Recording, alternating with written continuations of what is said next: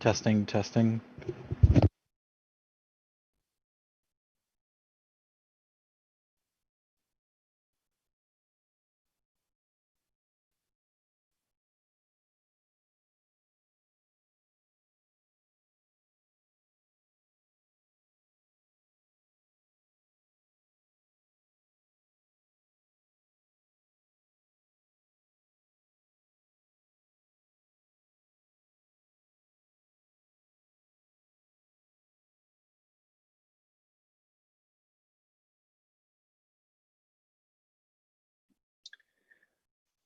All right. To our staff, can you give me a signal? Looks like we are, I think, good to go. We've got about 180 or so attendees here, and our great, outstanding staff will continue to work as we move forward. Again, I want to welcome all of you this morning to the Sunday general session of our November 2020 Executive Board. We're going to call this meeting to order at 10:07. We obviously have had a exciting week of outstanding activities.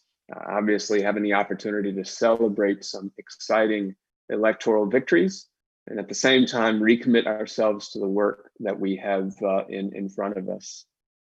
Today, my hope is that we can move our party forward on some really important topics. And first, I want to begin just by reviewing our agenda. And so, if I would ask, I'd ask the staff to put the agenda in the chat, but also put it on the screen as well.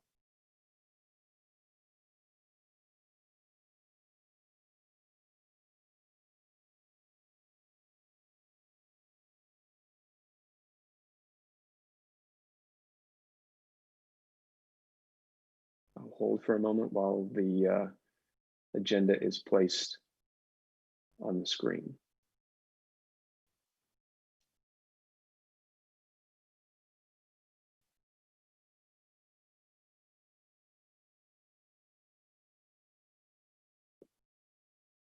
It's like watching paint dry. You just keep watching and eventually it'll dry, you know? Well, I'll tell you what, in the meantime, while we work to actually get it on the screen, let me just walk you through verbally of what we have on the agenda today. First, we'll consider our July 2020 Executive Board meeting minutes. Then we will have a full presentation, from our A Way Forward working group on misconduct and harassment. They've done a phenomenal job and completed a presentation to the Affirmative Action and Rules Committee yesterday. And so I'm excited to have them present this morning. We'll then move to our committee reports, the Affirmative Action Committee, Finance Committee, Resolutions Committee, and the Rules Committee. And then we'll turn to our reports of our allied organizations and partners, the California Democratic Council, California Young Dems, our party caucuses, and then a report from our DNC members. And then there'll be an appropriate motion to adjourn this meeting. Before we turn to and dive into the agenda, I do think, and I want to call attention to the challenges and some issues that we all had at our last Executive Board meeting general session, Sunday general session. And many of you can probably remember back, a lot has happened since then, but remembered a very long and challenging meeting. And there were a number of issues that came forward, such as the ability to make a point of order, the ability points of information, clarity on what motions were being considered or not. It was the first time we had done that, done this virtual meeting, and we certainly learned from that. And therefore, we've tried to thoughtfully think through a series of ground rules by which we can have a more productive, efficient, and effective meeting. And so before we dive into the full agenda, I want to turn it over to our parliamentarian, Kobe King to walk us through a series of proposed meeting ground rules that I believe will ensure that we have a much more efficient meeting that ensures that every voice is heard. So with that, let me turn it over to our parliamentarian, Kobe King. Thank you, Rusty. The rules, I believe everyone has seen a link to it. If you go to the executive board, I believe the link will go into the chat for the rules. And if you go to the executive board page, it's the very first link at the top. Before we get into a quick review of the rules themselves, I just want to both echo and add to what Rusty just said. First, I want to talk about what does the term presiding officer mean. Rusty is the chair of this committee and the chair of the executive board and will continue to be. However, whoever has whoever is at the virtual chair in terms of running that portion of the meeting, we refer to that person as the presiding officer in these rules. And so that's what presiding officer means.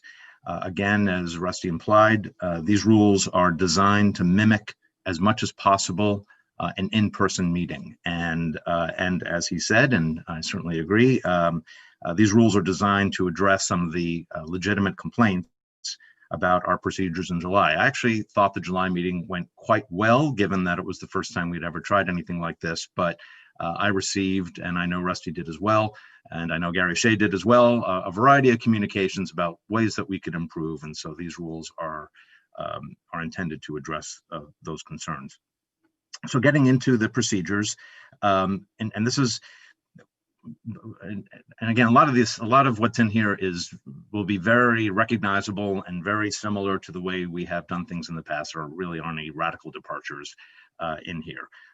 But probably the most important concept that I want people to understand is that if you are seeking to be recognized to make a motion or to speak on a motion, and let's call these motions of business. So not motions of information, not points of information or points of personal privilege or points of privilege of the assembly or points of order. We'll put those aside. I'm just talking about business motions. The way to be recognized to make a motion or to speak on a motion is to raise your hand in the chat. I'm sorry, not in the chat, and raise your hand in Zoom. Staff will be monitoring that. I will be monitoring that, and that is what we are planning on doing. To the extent that you want to raise one of those privilege motions that I just mentioned, information, order, personal privilege, put that in the chat. That's what I'm going to be monitoring for that purpose. So again, if you want to speak on a motion or make a motion, raise your hand and we will recognize you in the order that you have raised your hand. But do not put motions into the chat, because we will not be recognizing motions put into the chat. Or if you want to speak on a business motion, as I described it, don't put that in the chat either. Raise your hand. That's the best way to get recognized for the business that we'll be conducting over the course of the day. Again, for these other privilege motions, you can put that in the chat and we will recognize you as soon as possible. So in any case, anyone who is acknowledged by the presiding officer is going to be limited to 1 minute to speak. That's our standard practice. After 1 minute, staff or the presiding officer will ask them to finish their sentence. Please don't pull a Mike Pence and try to make a sentence that goes on for 5 minutes, or we will have to unmute you. In terms of motions and discussion, again, very, very similar to what we did in July and what we do in person. A motion that requires discussion, what the presiding officer will do is first ask for 3 speakers in support of the motion by raising your hand. And then what we'll do is once staff writes down those names, we will lower all the hands. The presiding officer will then ask for 3 speakers in opposition to the motion. Staff will write down those names. We will lower all the hands, and then the presiding officer will then call the 6 speakers, if we have up to 6, 3 in favor, 3 against, and then we will move immediately to a vote. It's important to make sure that when you raise your hand to be in support or raise your hand to be in opposition, that is what you are doing. If it is apparent to the presiding officer or to staff that you are speaking in opposition to a motion when you signed up to be in support, we will mute you and move on to the next speaker that is taking the appropriate position. And as I said, at the conclusion of the speakers, debate will be closed by rule and we'll begin the voting process. Here's how voting is going to work, similar to what we eventually ended up with in July, and I thought that ended up working pretty well. Couple of most things the same, little bit of difference. When a vote is going to be held on a motion, the presiding officer will say the motion 3 times. That's to make sure we all understand what it is that we're voting on. CDP staff will type the motion being voted into the chat. Everyone will be able to see it. Then we, for those who are joining on Zoom by video, we will ask everyone, both yes and no, to indicate by clicking on either the green yes button or the red no button, and staff will be tallying the votes that way. For those who are joining us on the phone, we will, while the tallying of the yes and no votes are going on through Zoom, we will ask everyone joining by phone for the yes votes. We have to do these separately. The electronic ones we can do at the same time, but for the phone votes, we'll call for the yeses. And the way you do that is by raising your hand if you've got that function on your phone, or by pressing *9. Then we will lower after we count all those. We'll hold that open for a little while, and then we will lower all those hands, and then we'll ask for the no votes. Staff will then tally. Staff will announce the results once they have tallied it, and the presiding officer will then announce not the tally, but whether the motion has passed or is defeated, and obviously that could depend on whether or not there's a 2/3 requirement, which in most cases today will not be required because we have no need for cloture votes because we're limiting speakers to 3 and 3. That is really it at this time. I would move these procedures and ask for a second. I recognize Steve Alari to make the second, and at this time I will lower all the hands and ask if there's anyone seeking to be recognized to debate the rules. I see Sean. All right, so seeing a few people asking to be recognized. So let's start with Julie Sue.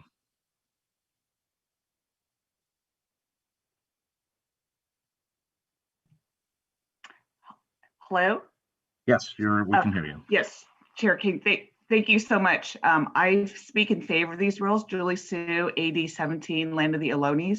I think these rules are very thoughtful.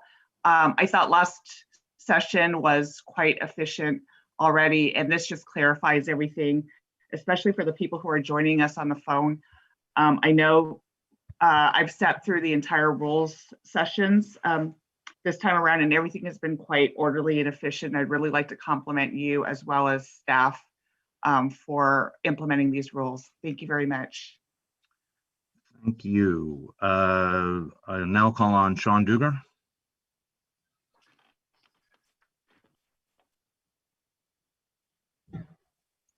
Thank you so much. I just had a quick question on the process. You mentioned that if we wanted to take a point of personal privilege or any other situations, that we'd be able to message in the chat, but the chat has been disabled.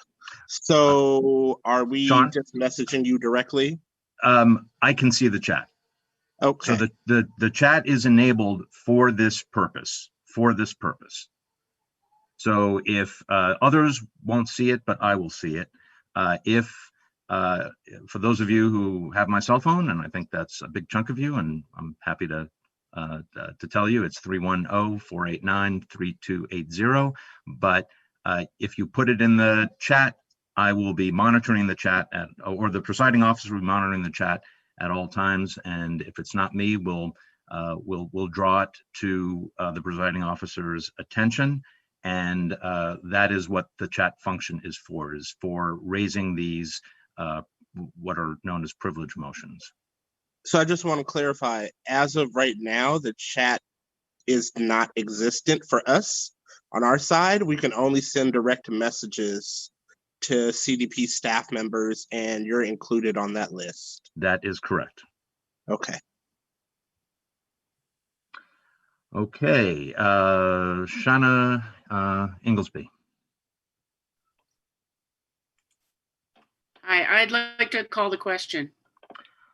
Okay, well, Shauna, actually, you're perfectly in your rights to call the question, but I see no one else seeking to be recognized. So if you're okay with this, we will just move to a vote without having to vote on the cloture, if that's okay. Sounds great.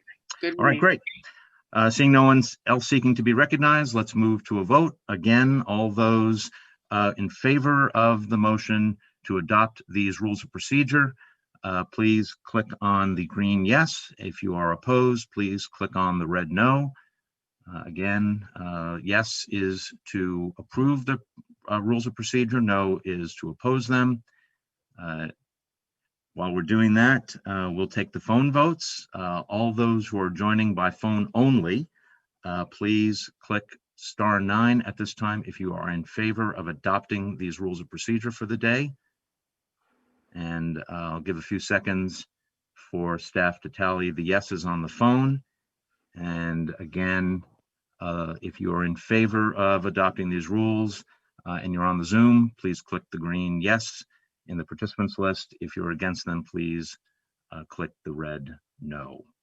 All right, let's lower the hands on the phone votes for the yeses, and now we'll take the noes on the phone votes, again, by clicking *9 on your phone. Again, this is only for those who are joining only by phone. I will now allow staff to tally and announce the results. So Kobe, I have 138 yeses, 0 no's at this time. Okay, well, clearly the motion is adopted. Thank you very much. I would now like to turn the meeting over to our CDP Secretary, Jenny Bach, who will present the July e-board minutes for adoption. Thank you. Thank you, Kobe. Good morning, Democrats. So I'm going to start with the approval of the July e-board minutes that are included in the floor packet, and you should see that link in the chat section. So may I have a motion to approve the prior July 2020 e-board minutes?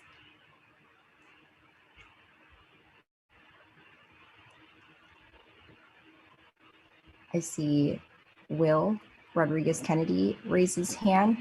Are we able to clear this, or do I recognize him to make a motion? So moved, Madam Secretary. All right, thank you. Do I have a second? And Jenny, if you see somebody waving in the video, that's perfectly fine for a second. Okay, got it. Okay, cool. I see Kathy Bowler. Okay, all those in favor signify by clicking on the yes green button.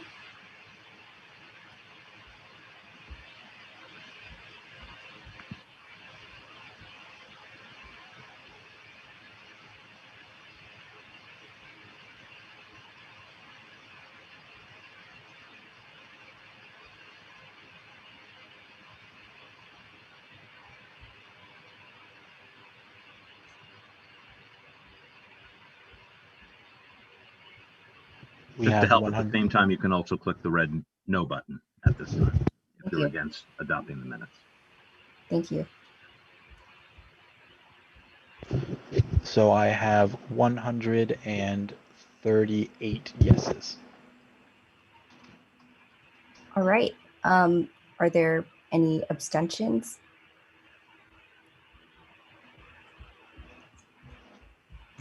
It looks clear to me. Well, thank you so much. The July 2020 e-board minutes are therefore approved. Thanks. All right. Thank you, Secretary Bach, and thank you to our parliamentarian Kobe King for walking us through a series of ground rules for our meeting today that I hope will make it efficient and effective. So the next item on our agenda is a presentation from our Away Forward working group. Many of you will recall and are quite well aware of the code of conduct that has been put in place within our party over the last 18 months. But I think there's also a recognition that that is a process that we are called upon to continually improve. And I simply just want to take a moment and thank the members of this working group that have, as in my understanding, has spent quite a lot of time, energy, and invested a lot in bringing this presentation today. And the work obviously continues. So with that, I want to turn it over to our outstanding Executive Director, Yvette Martinez, to introduce this presentation. Okay, great. Thanks, Rusty. So again, we've been working really hard since we announced this working group in July. Our group meets every 2 weeks for at least 1 to 2 hours. And all of us have been really pouring our hearts and souls and just a lot of work into this. So I think you'll see it reflected in this presentation. It's a snapshot of the work that we're doing. There's a long road ahead of us. And what we're seeking is, long-term culture change. And we are being led by people who are party insiders and party outsiders, but we're calling upon everyone's expertise to help us work through this. So just to introduce the co-chairs, it's myself, Pat Hsu, our ombudsperson, Louise Godbold, who's a trauma specialist and executive director of the nonprofit ECHO, Kate Alexandria, a survivor, activist, and writer, and John Vigna. Next slide. And then part of our working group, as I mentioned, this working group is composed of survivors who are inside our party and outside subject matter experts. And that includes Carolyn Fowler, who is vice chair of the Women's Caucus, Lester Aponte, who is co-chair of our LGBTQ caucus, Shannon Ross, a delegate, Stephen O'Clair, a delegate, Darcy Burrell, founding partner and attorney with Levy, Vinnick, Burrell, and Hyams, and Mara Grobens, who's ethics and compliance professional, and she's former director of initiatives at Time's Up Foundation. Next slide. And this is a quote that we use often and that we'll refer back to. It is, "When you know better, do better," by Maya Angelou. I love this quote, and let's just keep this in mind as we move forward. Next slide. Great. So this is what we're seeking: long-term change to our party culture, and we're taking a look at our codes of conduct. So next, I'm going to pass it along to Kate Alexandria, a survivor and someone who is doing incredible work for our team here. And I really rely on her expertise and her leadership. Kate, why don't you take the next one? Okay. Thank you, Yvette. Good morning, everyone, and congratulations again on all of your really hard work this election cycle. I'm sure you're all very exhausted. I hope you get a chance to recover and celebrate a bit after eBoard is done, of course. So when we first came together as 5 co-chairs, we had some discussions about what our foundational starting point would look like. And we kind of had a discussion to put things into 3 major buckets. So our values, our mission, and our vision. When we speak about our values, obviously the California Democratic Party itself is a values-driven organization. It's what governs our politics, our underlying ideology, and even our organizing efforts. So we thought that it was important to bring that values-driven spirit into our group and let it guide our work and center our expectations of not only our ideas and recommendations that we will come up with, but also our interpersonal conduct and our approach to problem solving. So when we talk about problem solving, that brings us into our mission. What are we trying to accomplish here? And that's to learn and to discover the best practices that can guide the CDP into being a better, safer, and more effective organization and more progressive organization for all, and hopefully also model that to other parties. So how do we do that? That's our vision, a survivor-led and survivor-informed organizational culture that's based in an understanding of trauma science and the importance of survivor empowerment. So we are looking at these three buckets through a lens of how we interpret our values, which we will see on the next slide. Can I get that, please? Great. So when we came together, we had a brainstorm about what values really reflect the California Democratic Party to us and how we would like to see them expressed within this group. Our unanimous choice was integrity. So that is a commitment to ourselves as survivors, people staffing the group, subject matter experts, to one another, to our colleagues within the group, and to every member of the California Democratic Party.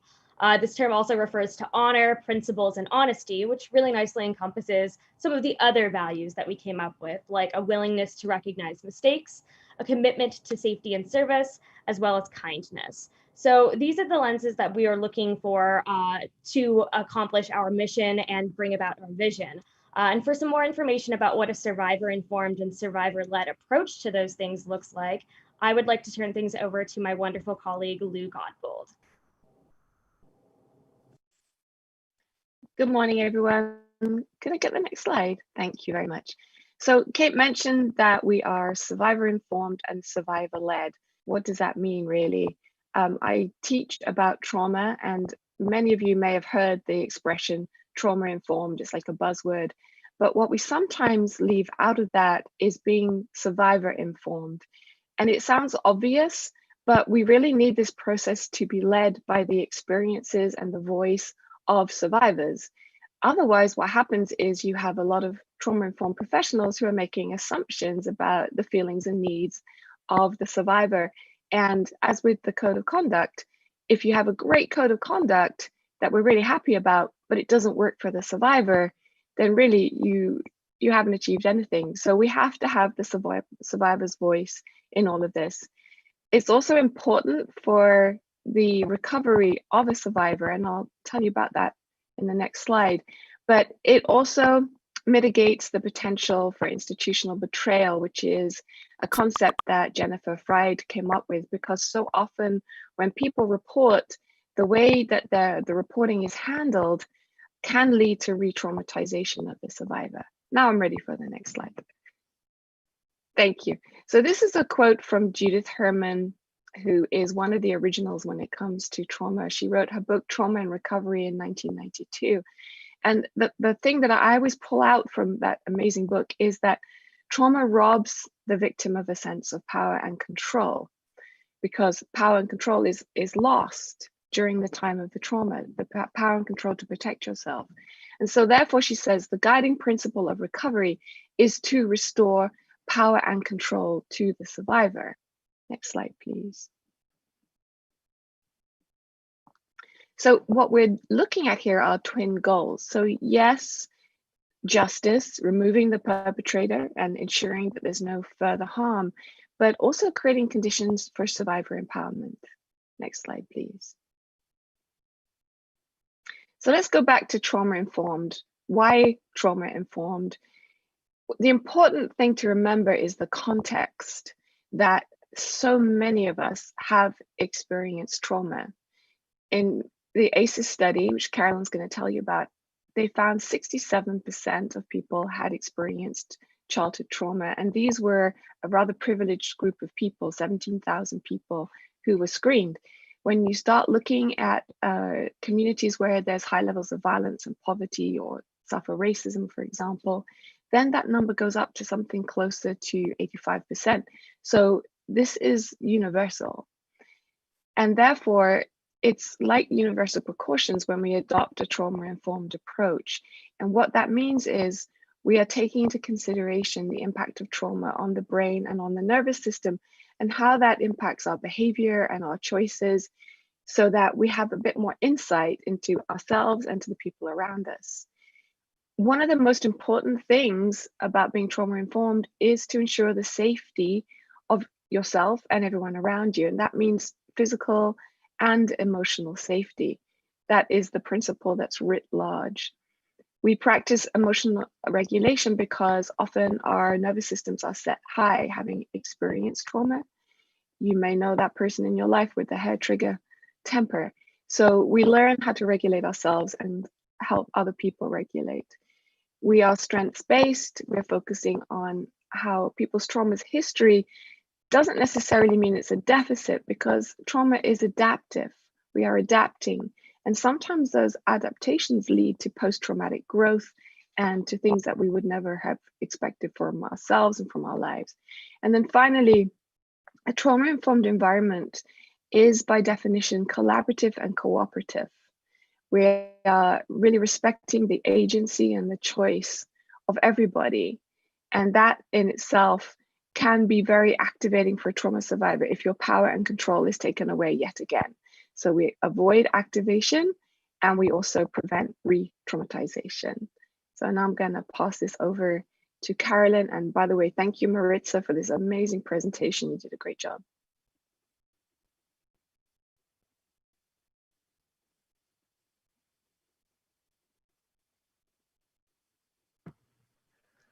Greetings and thank you, Louise. Many of you know that I am in education with Los Angeles Unified School District, and the LAUSD and many of the other industries are learning the social and economic impact to students and families and the community really at large due to adverse childhood experiences. The ACE pyramid that you see, I think you can see that, represents the conceptual framework for how ACEs are strongly related to the development and risk factors for disease, well-being throughout your life, and ultimately could lead to an early death. A recent Yale University study on slavery and intergenerational impact shows that the power of time over time, how these ACEs experiences can impact even how you parent a child. So LAUSD recognizes ACEs are preventable, and creating and sustaining safe and nurturing relationships and environments for all children and families can prevent the ACEs. It can also benefit the overall workplace as well as California Democratic Party spaces, which really sets up the background for our codes of conduct. And Ombudsman Pat Hsu will share an update for you on that. Thank you. Pat.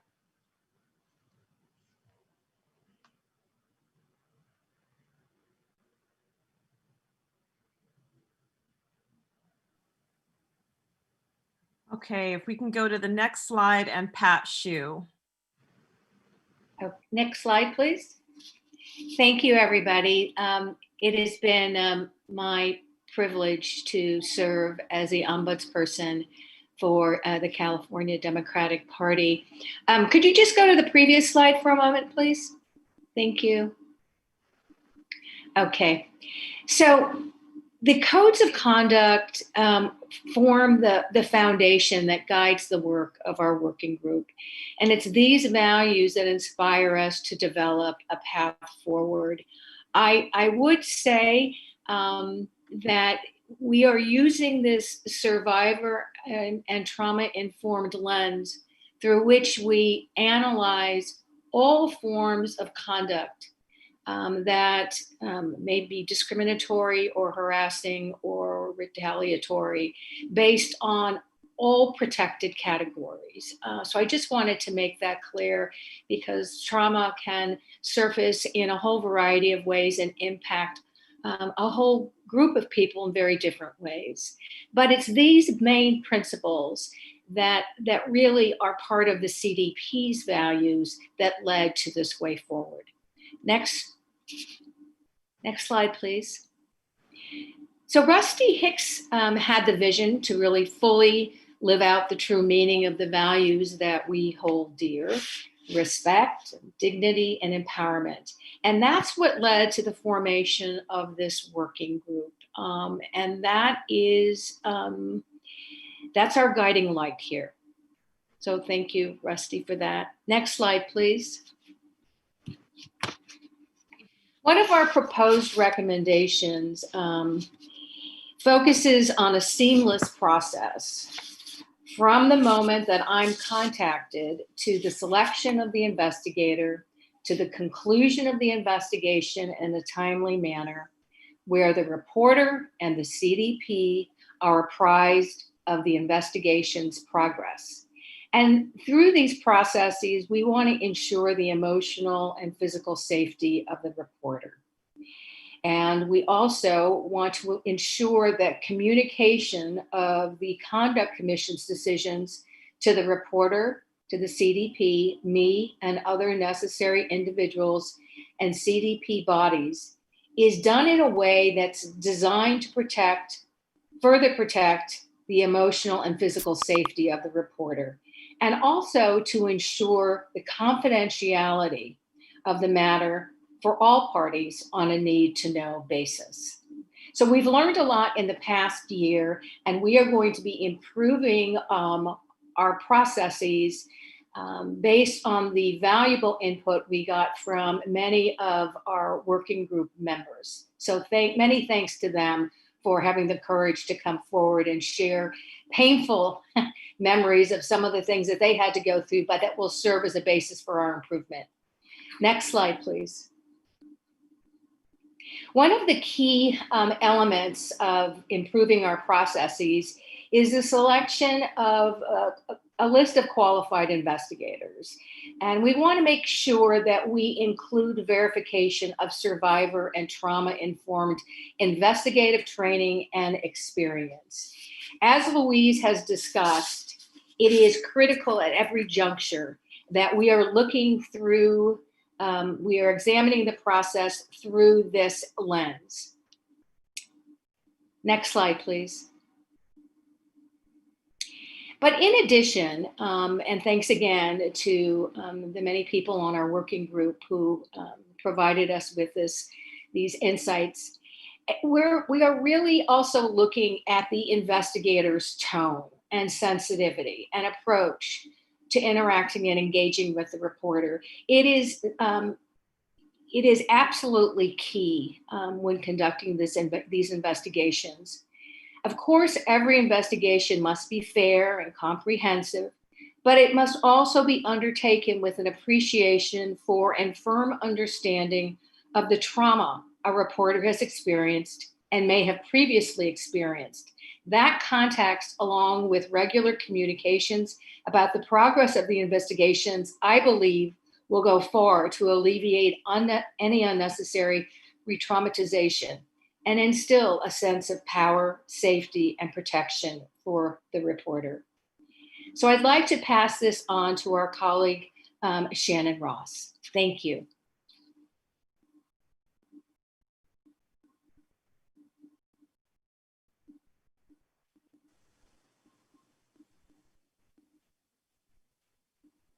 Am I there? Am I on? I'm sorry. Shannon, go ahead. Okay, sorry, I couldn't tell. Yes. Okay. Thank you, Pat, and good morning, Democrats. As Pat stated, I'm Shannon Ross, but I'm also a survivor. And I'll start by saying I was grateful for the opportunity to serve on this committee. This is a really amazing group of people, and I've learned so much from them. I was able to provide a different perspective as my case was one of the very first cases the party heard from beginning to end. And obviously I'm a little bit vulnerable having this conversation with you today, but I think it's really important to do that. So the process was very long. It took several months. There was no clear timeline or outline on how this process would work. When the commission had finally made a decision, other Democratic groups like the County Central Committee or my regional chair were not made aware of the party's ruling in my case. Because these other groups and leaders were not made aware, continual retaliation was able to go on. That's why making these types of communications are so important. And I think that we are moving forward in a positive direction. And I'm so grateful for this group and for Rusty allowing us to work together. And I think this is going to help many in the future. So thank you again. And I'm going to pass it off to Mara.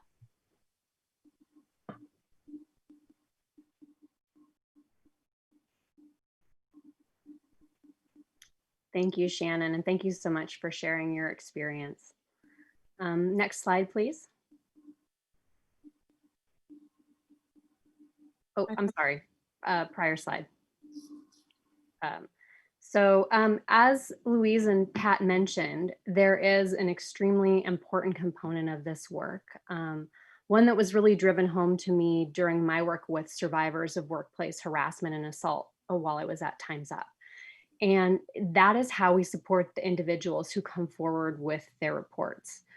The qualities of the processes and the changes that we put into place won't keep our employees, our volunteers, and our members safe if those who come forward feel unsafe after reporting.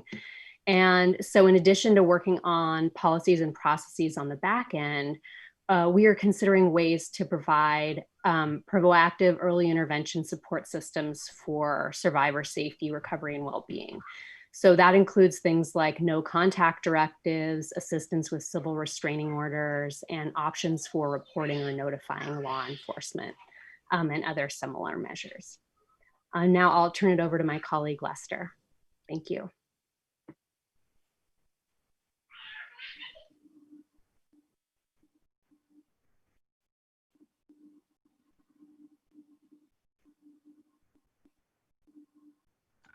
Can you all hear me? Okay. Just saying thank you, everyone, for your kind attention to this presentation. As you can see, we put a lot of work and thought into this, but we recognize that this is a work in progress. We're taking a bold, proactive approach to reimagining institutional responses to misconduct. It's a vast and expansive undertaking, especially for an organization of this size and geographical and other forms of diversity.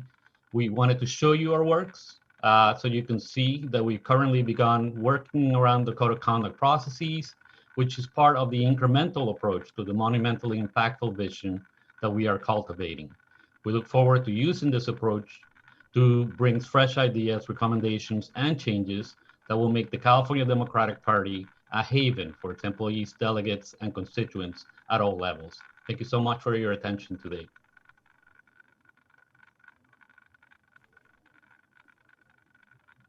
Lester, that concludes our presentation.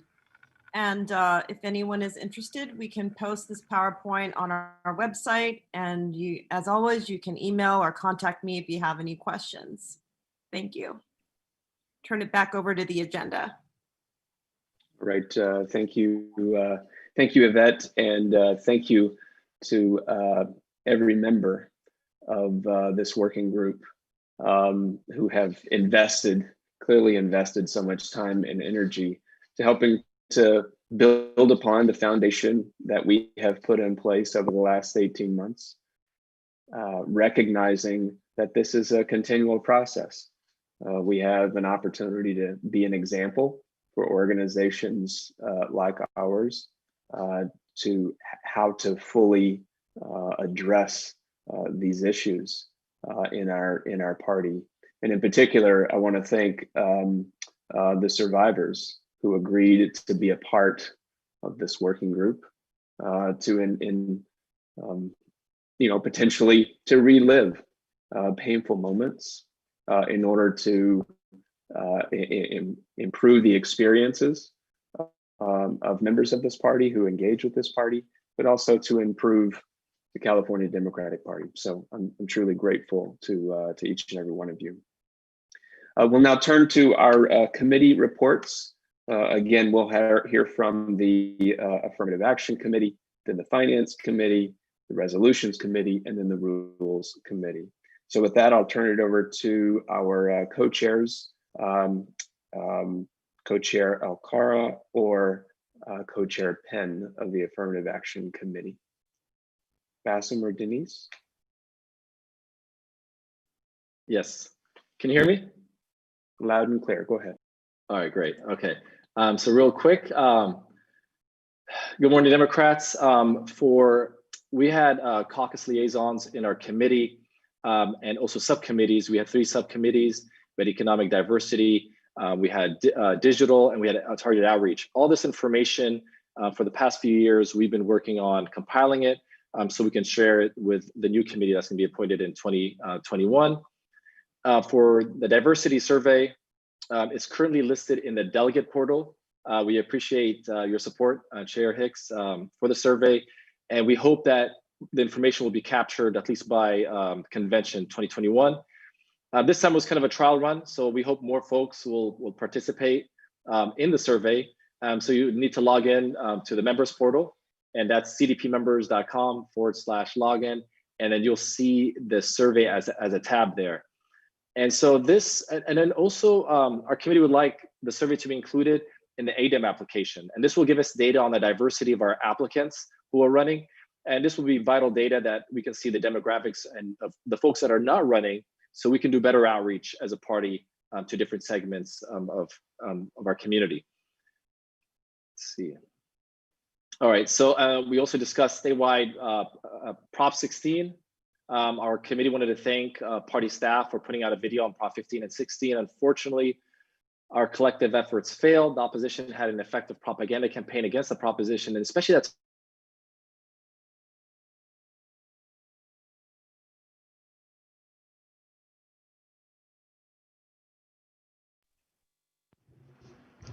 Asim, are you still with us? It looks like you may have froze. Yes. Do you want, I know Denise is in here. Would you like me to unmute her? That'd be great. Denise, would you mind stepping forward, given that it appears that your colleague has frozen on our screen? Denise, I've asked you to unmute. Asking you again.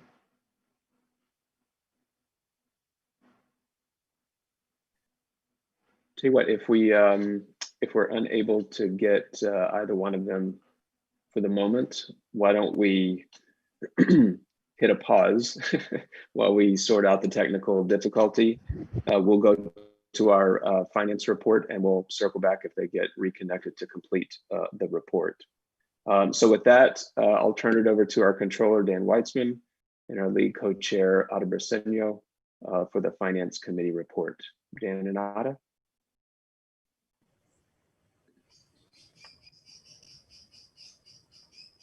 Okay, are we in? You are. Is Anna in, please? I am. I'm here. Fantastic, everyone. Thank you so much for giving us this chance. We had a really spirited, as Ada, my co-lead chair, will tell you. We had 22 members at our meeting. We talked about our DEM 2020 program, and just to kind of brag some more about that, we raised $135,000 with the average contribution being $18. So that's pretty impressive. And again, as I said yesterday, 2022 is on the horizon, so my challenge is still there. We talked about the chairs and Camila Calla's amazing Trailraiser program, where they raised over $350,000 in small contributions. So that will continue from what we talked about. We had a really positive conversation with our Eric Bradley Deep Blue Grant Program awardees, talk about the challenges of COVID and encourage them to use their resources for the next year because they weren't able to get everything done, but we're really proud of what they've been able to do, and we want to encourage them and help them for the next year. And we talked about really putting a focus for the Eric Bradley Grant Program for the future. And so we're going to have a subcommittee chaired by Glenda Briceño, who will be able to help us build that program bigger. We already got pledges to raise more money to build this program out, so we're really excited about that. And our goal is to go from 5,000 to 10,000 to awardees, and kind of focus our efforts on areas not only in the rural, but also areas that need support for clubs and young people.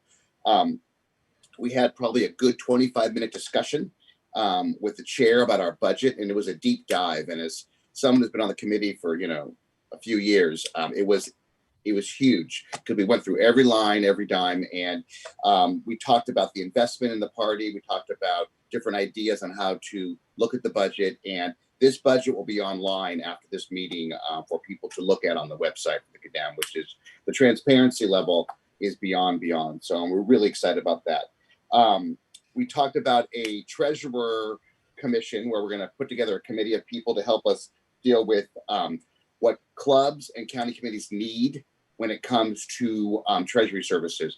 It's a huge issue. Local clubs have a lot of issues, and we have some really good people volunteer who are willing to kind of help us go through this. But what I wanted to do through the work of the committee is kind of figure out what is needed and then figure out how we get there. And so that's really important. Then we basically adjourned, and it was a good hour. It was our first time we did an hour and quickly. And Ada, do you want to add any comments? Yeah, I'll just say a couple of things. I felt that Rusty's presentation in regards to the CDP budget, we had a very robust conversation, lots of questions, from committee members.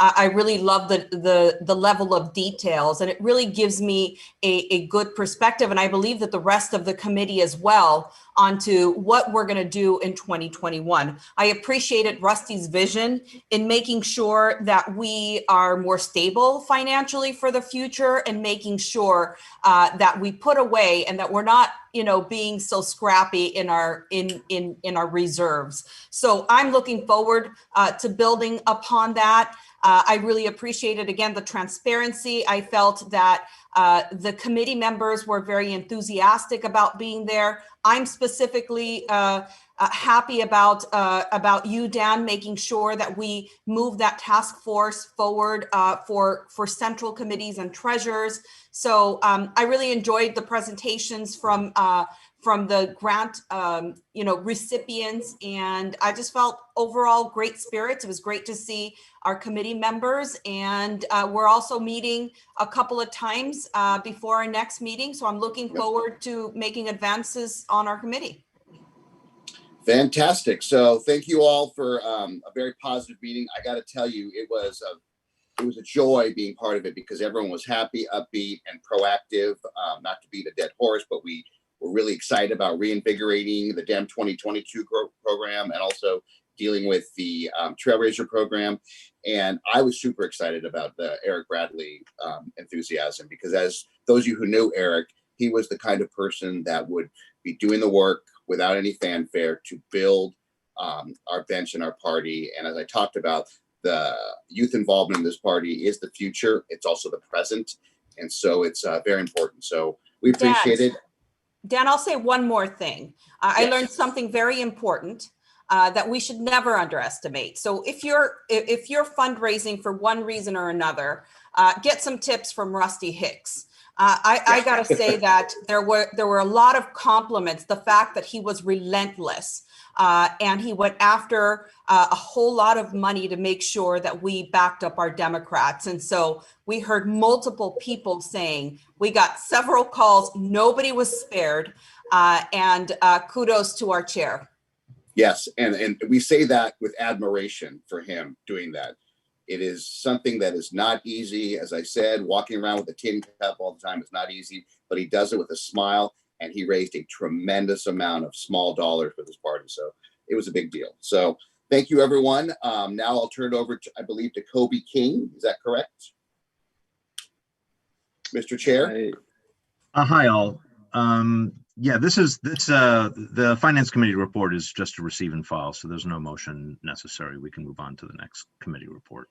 Okay, better safe than sorry. Yep.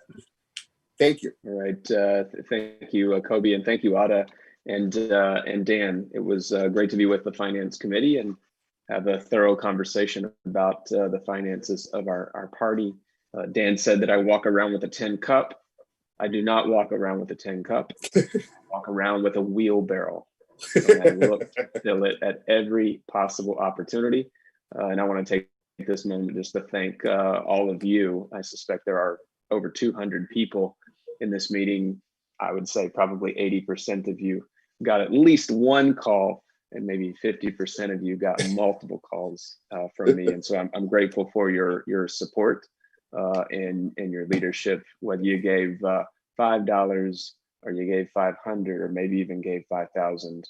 It all helped us raise, as Camille outlined yesterday at the general session, raising nearly $1.8 million in federal money in the middle of a pandemic.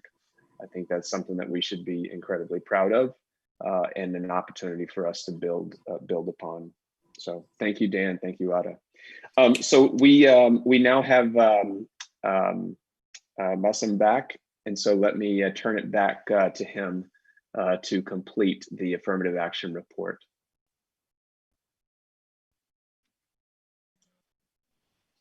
All right. Sorry, I don't know what happened, but I'll complete real quick. I'll talk about Prop 16 and the importance of getting community leaders, especially the API community. We had the California Asian Business Chamber, Pafon Kushida, supporting. So, getting more folks like that to be out there speaking and supporting them to get their message out to the community. Our subcommittees presented the reports, which are included in the board packet. I want to thank the Digital Media, Economic Diversity, and Targeted Outreach for their work for the past 2 years. John, Chris, Alfred, all the reports will be shared with the committee that will be appointed in 2021. We also discussed the ADEM elections, and there's a recommendation for providing info on strategies to win to people who are interested in running, to bring a more diverse pool of delegates. This is kind of understanding the slates and other strategies to win, especially the slates, because there's a lot of folks out there from different communities that want to run, but they don't really know about their slates out there, and the importance of reaching out to folks in advance. So that's all, folks. The fight for affirmative action continues. The fight for diversity and inclusion continues. I want to thank the party's leadership, Unique, and my fellow lead chair, Denise Penn, our co-chairs, our members, and the public that supported this committee. And thank you, Democrats, for your commitment to affirmative action and diversity. Thank you. All right, thank you, Bassem, both to you as well as to Denise for your leadership and for your work. And certainly, it's hard to improve upon those things that you don't measure, and so that survey, getting a clear sense as to who is and is not a part of the stewardship of this party is an important step forward. So I'm hoping we can amplify that in the future. So next, we're going to go to our resolutions committee report, and with that, I want to turn it over to our lead co-chair, Aggie Kessler. Aggie.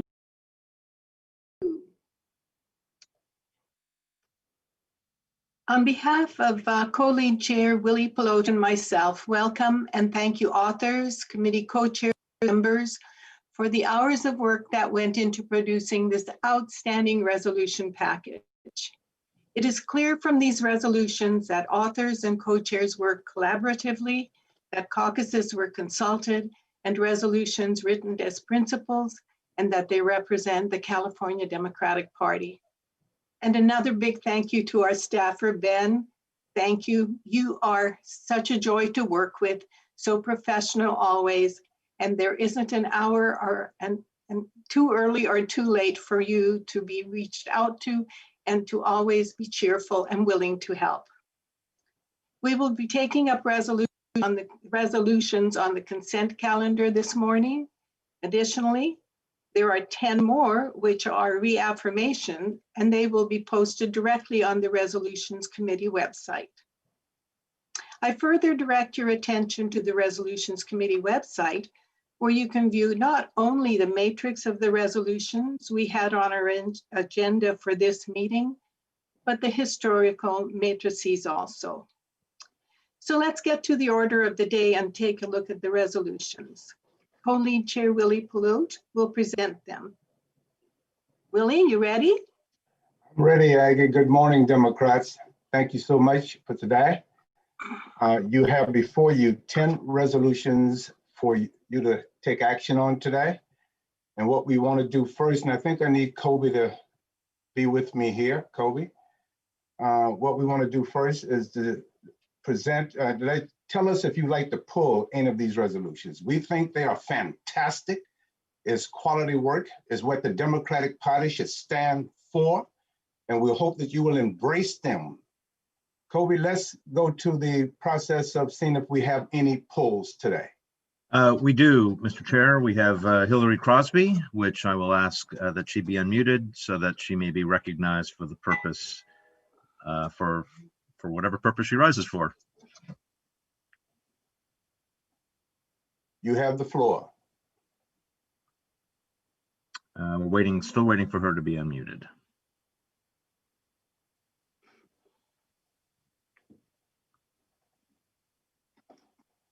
We will unmute you.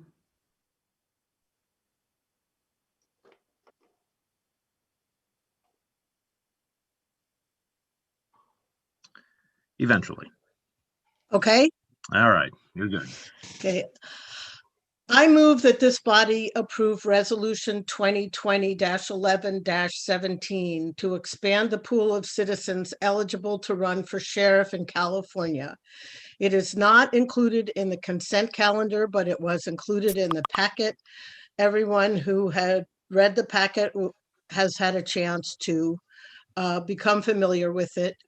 And this resolution was postponed to the next meeting of the CDP e-Border Convention, according to a member of the committee, whichever comes first. But the next sheriff elections in California will take place in 2022, and the deferral of this resolution overturning the 1988 limitation proposed and supported by law enforcement that requires that candidates for sheriff have current or prior experience in law enforcement. Hillary, I'm sorry, I'm gonna have to interrupt you. You're kind of making an argument on the motion. The motion is the motion is to add a resolution that is not on the consent calendar. I will turn it back to either Willie or Aggie as to whether or not this motion is in order. Thank you.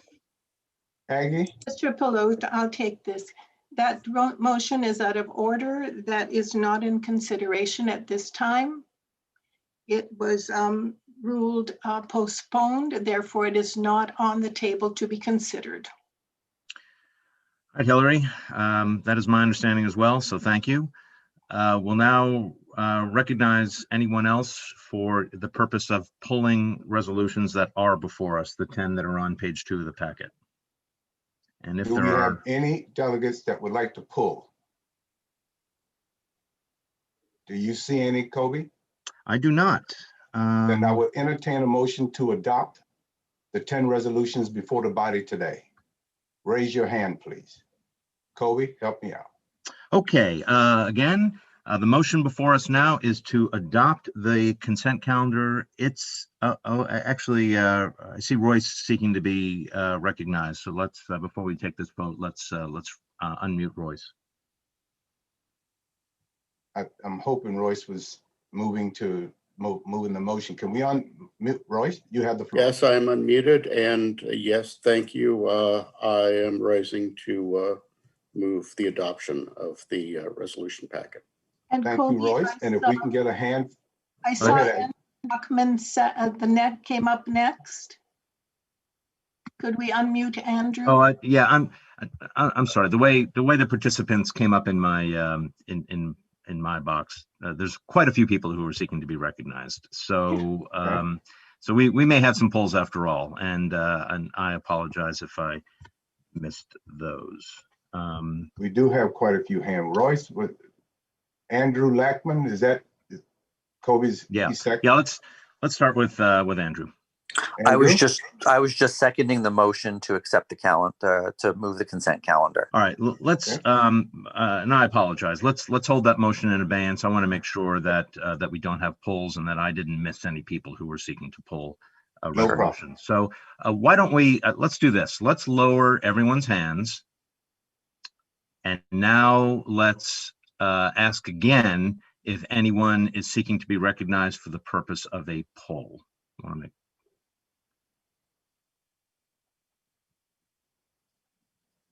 We see Amar.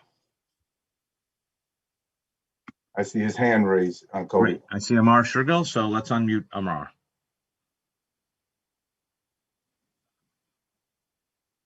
This is Amr Shergill, Chair of the Progressive Caucus. Thank you for recognizing me. I had a resolution which passed through the committee and is not listed in the packet. Amar, you want to tell us which one that is? I'm looking for the number, but it's a All right. resolution. I can address Mr. Shergill. Amar, your resolution was coded as a 4. It will go directly to the website, and that was in my comments mentioned, so it'll be listed and posted to the website directly without coming to the consent calendar. Thank you for your response. Appreciate it. You're very Great. welcome, sir. Thank you, Aggie, and thank you, Mr. Shergill. Does anyone else seek to be recognized for the purposes of a pull from the consent calendar? Seeing none, I will. Let's go back to Mr. Kelly's motion. Mr. Lackman seconded it, and unless there's any further debate on this, we can move to a vote. Again, the vote is to adopt the consent calendar on page 2 of the floor report. To vote yes on the motion, please click the green yes button in the participants list. And if you're against it, please click the red no vote in the participants list. And at this time, I will also say that if you are joining us only by phone, please press *9 on your phone to approve the consent calendar. We'll take the no's on that in a minute. Thank you, Kobe.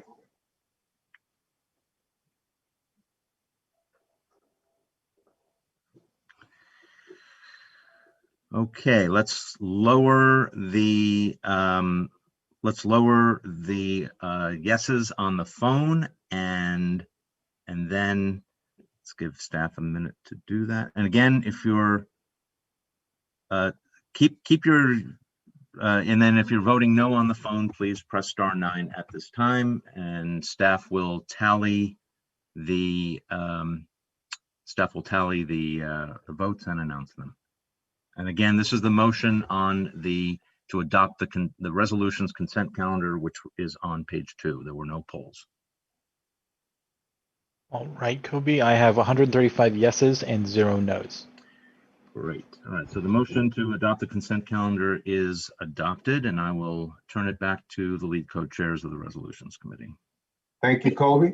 Thank you, Aggie, and thank you, Democrats. Thank you, Back to you, everybody. Back to you, Mr. Chair.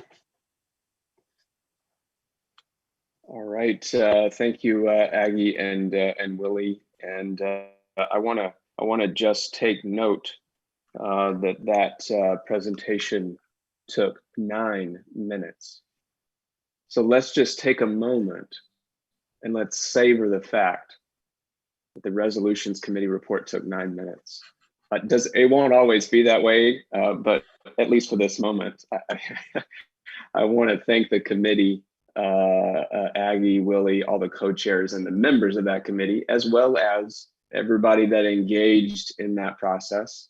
I recognize that not every committee report would be like what we just experienced, and not every committee report should be like we just experienced. But I really, at this particular moment, I just want to thank them for their work. I know that the Resolutions Committee can be an intense time of fellowship amongst Democrats, and I appreciate all of you continuing to engage in that process. So next, we're going to turn to our Rules Committee. So we'll turn it over to our co-chairs, Gary Shea and Kathy Bowler. Gary, Kathy.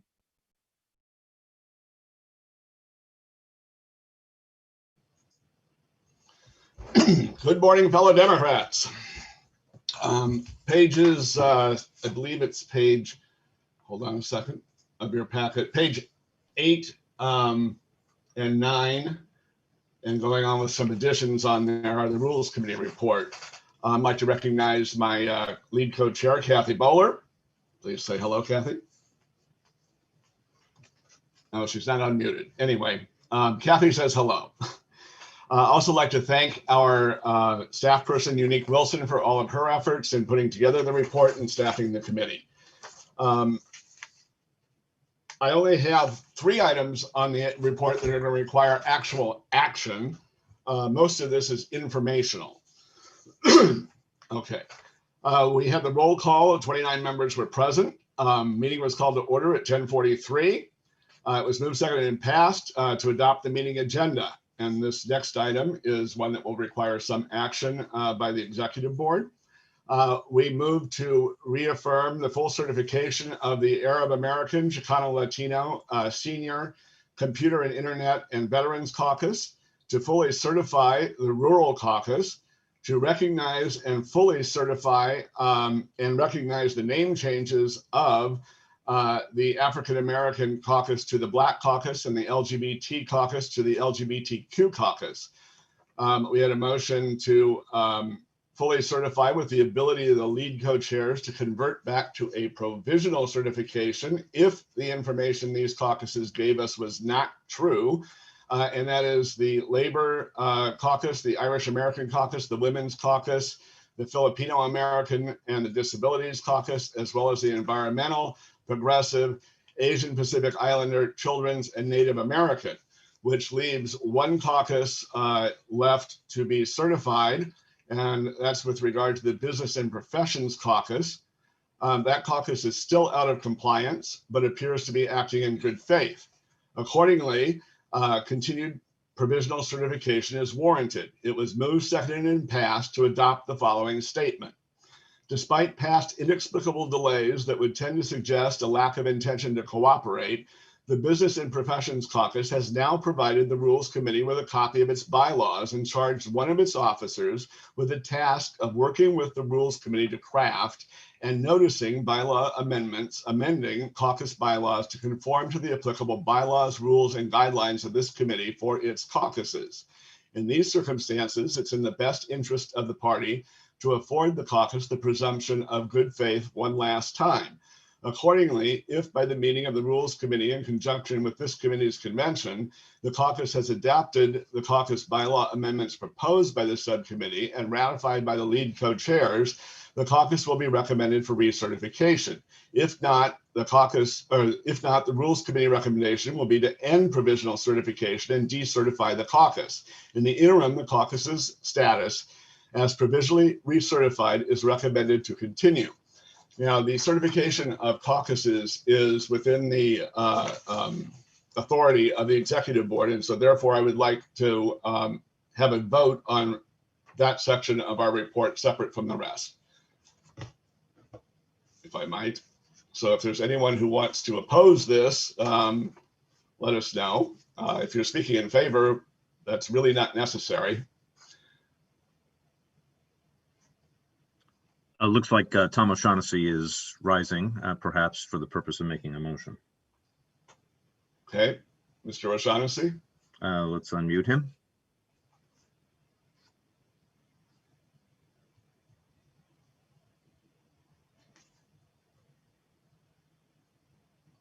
It is with pleasure as a caucus chair that I move that we adopt this section of the Rules Committee report. And a second, somebody want to wave? Looks like Barbara Calhoun. Okay, good. Is there any need for discussion? Let's drop the hands and see if there's any need for further discussion on this. Ms. Kelly, Ms. Calhoun. I don't see anybody else yet.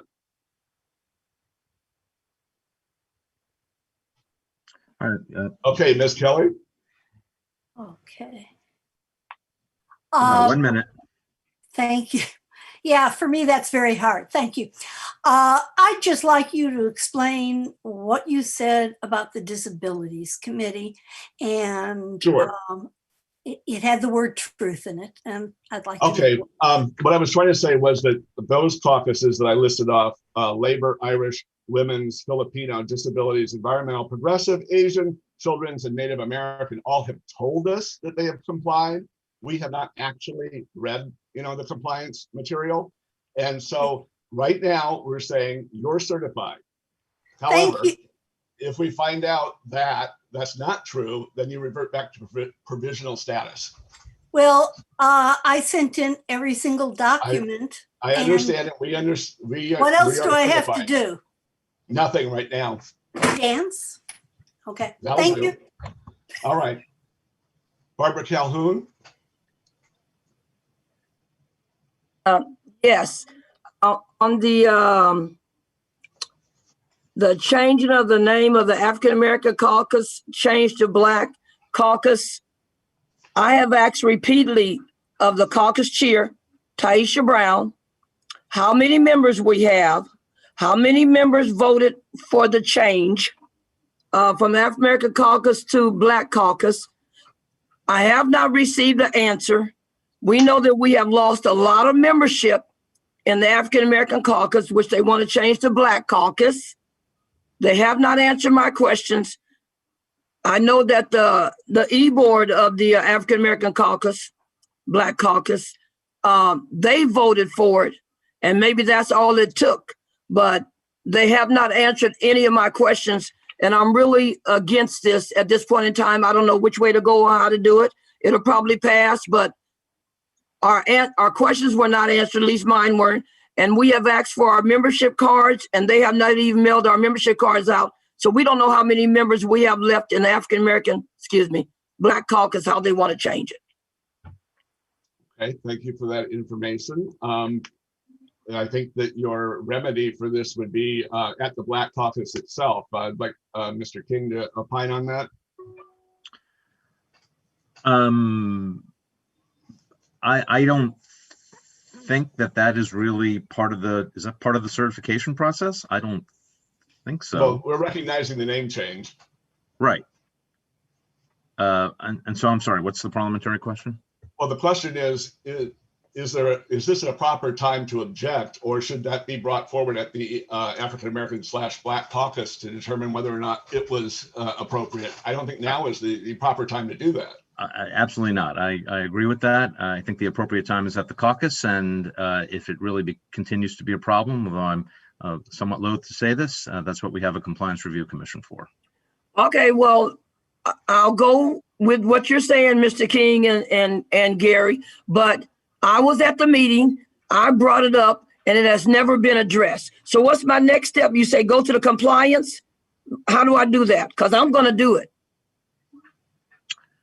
We'll communicate with you offline, Ms. Calhoun, but the main thing is you want to take a look on the CADEM website, the page for the Compliance Review Commission, and note that there are deadlines associated with filing a challenge with the CRC. So I would take a look at that. Well, this has been going on since we had the last e-board, and Rusty knows about it because I talked to Rusty about it. Okay. And I had my hand up at the last e-board meeting, and I was never recognized for to bring this up then. Okay, I would respectfully suggest that you bring all of that, you detail all of that in your challenge if you decide to follow one. Oh, I'm gonna follow it. I'm gonna challenge it. Okay, great. All right, thank you. If I haven't ran out of time. Okay, thank you. Thank you. All right, so we're on the vote on this item. There's no one else seeking to be recognized that I see. So all those in favor, please check your green button. This is unique. Sorry, Taisha Brown would like to speak. So I'm going to. Ms. Brown. 1 minute, please. Good morning, everyone. Ms. Calhoun, you are welcome to call me anytime or email me. You have done neither. You have not reached out to me or anyone in the caucus. The motion was put on the floor. All right, this is cross debate actually, and inappropriate at this point in time. Okay, thank you, Gary. All right, so we're on the actual motion. Don't see anyone else seeking recognition. All those in favor of certifying those caucuses, and with the one caveat there about business and profession, please check your yes button. If you're on the phone, it's *9 to approve, and if you're opposed to it, you're on the phone. We'll get yours later. If you're opposed to this, check the red button if you're not on the phone.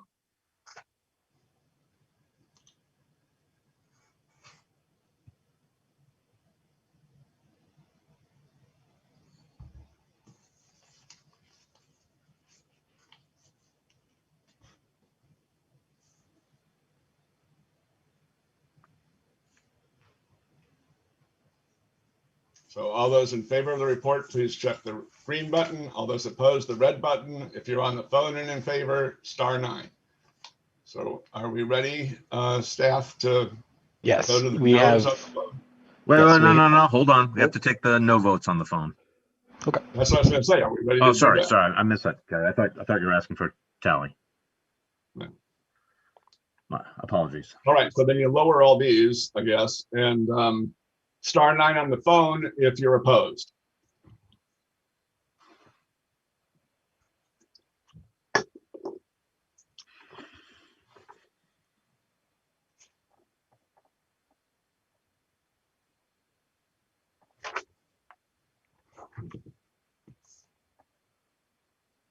So we had 148 yeses and 2 nos.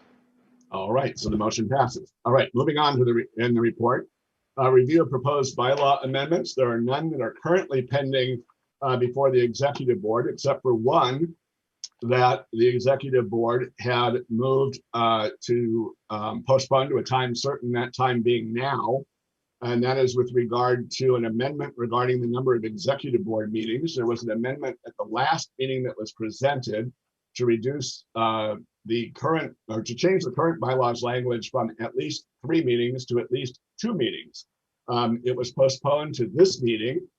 The Rules Committee is recommending that we not adopt this at this time and refer it back to the Rules Committee for consideration.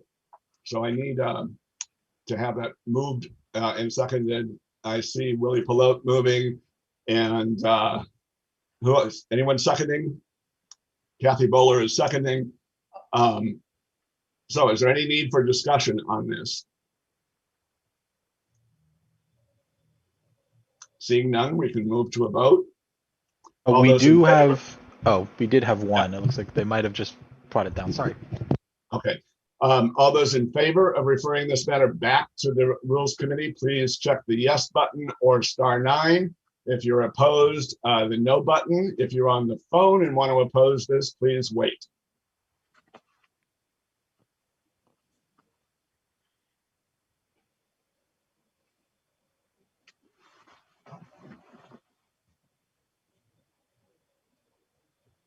So staff, let me know when you're ready for the no's on the phone.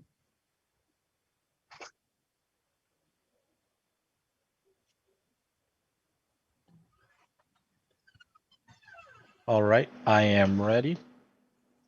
Okay, so then lower the hands. If you're on the phone and you oppose this, please do *9 now.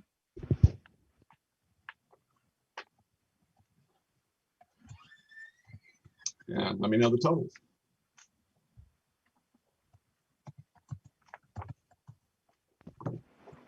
Currently, we have 136 yeses and 0 nos. Okay, great. Motion passes. It's referred back to the Rules Committee. The other bylaw amendment that was pending at the last executive board meeting was with regard to CYD ambassador programs. That was referred back to the Rules Committee. The Rules Committee referred it to its subcommittee on standing committees. Moving on to item 6 on my report, we have within your packet the proposed changes to bylaws to allow for the remote holding of the convention and provisions for the elections of officers, the convention rules, and the tentative agenda. We are not asking you to approve these at this time. They will be put forward at the next executive board meeting to be called by the chair. So you have time to look that over between now and then. Subcommittee reports.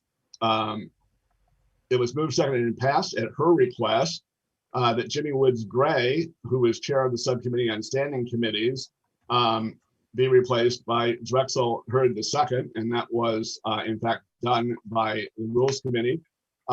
Ms. Woods Gray maintains her membership on on that subcommittee. ADEMS, we had a report from Kobe King, the chair of the ADEMS subcommittee. The committee decided to amend Article 6, Section 2 to provide as follows, and this will be brought forward at the next executive board meeting. Notwithstanding any other provision of this article for the ADEM election for 2021, there shall be no in-person voting in light of the COVID-19 pandemic. Voting shall be through vote by mail. This section 2 will expire on its own operation on July 1st, 2021. Now that is not up for adoption today, but rather at the next executive board meeting. We also had the revised procedures discussed at the Rules Committee. It was moved, seconded, and passed to approve the procedures subject to their approval by the lead co-chairs, because they had to be amended in order to take into account the fact that we are now not doing in-person voting, but only vote by mail. Okay. The endorsement subcommittee took testimony on the 2022 endorsement process. The subcommittee will meet prior to the next executive board to process proposed amendments and report to the Rules Committee in this next executive board meeting. The miscellaneous issues subcommittee moved, seconded, and passed to recommend a proposal by Mr. David Atkins dealing with the situation when the highest vote getting Democrat did not win, therefore got appointments to the DSCC in the capacity of what we would have referred to as a nominee in the past, and that the incumbent, most likely Republican, office holder switches parties to a Democrat. What happens to the appointments of the nominee versus the appointment of the incumbent Democrat? The solution that the Rules Committee came up with was to have the nominee maintain their appointments, and the new Democrat, who's an incumbent, get the balance of the appointments for an incumbent, which in all cases would be 3 appointments. That will be up for adoption at the next meeting. It was moved, seconded, and passed to recommend the Ramos proposal on timing of executive board appointments to allow county committee executive board representatives to be elected no later than the meeting, and there's a typo here in the report, no later than the meeting after the CDP organizing convention. Currently, it says at the meeting after the CDP convention, and in reality, most county committees don't do that. So we're conforming the bylaws to reality. That will also be up for adoption at the next regular executive committee meeting. It was moved, seconded, and passed to adopt the Voter Services Committee recommendation and take no action on a resolution regarding precinct leaders. It was moved, seconded, and passed to refer the proposal regarding the removal of officers to the Subcommittee on Officers. The Standing Committees Subcommittee was charged with the duty of reviewing all standing committee guidelines and procedures, and to develop same, as well as consider input which was solicited from all standing committee co-chairs prior to doing so. Finally, under new business, it was moved, seconded, and passed to refer to the Subcommittee on Officers the proposal submitted by Daraka Larimar Hall concerning a substantial bylaw revision regarding party leadership structure and officer duties, and to direct the subcommittee to report back to the Rules Committee no later than the April 2021 convention. And please note, it was the clear sense of the committee that there would be public hearings involving all stakeholders on this matter.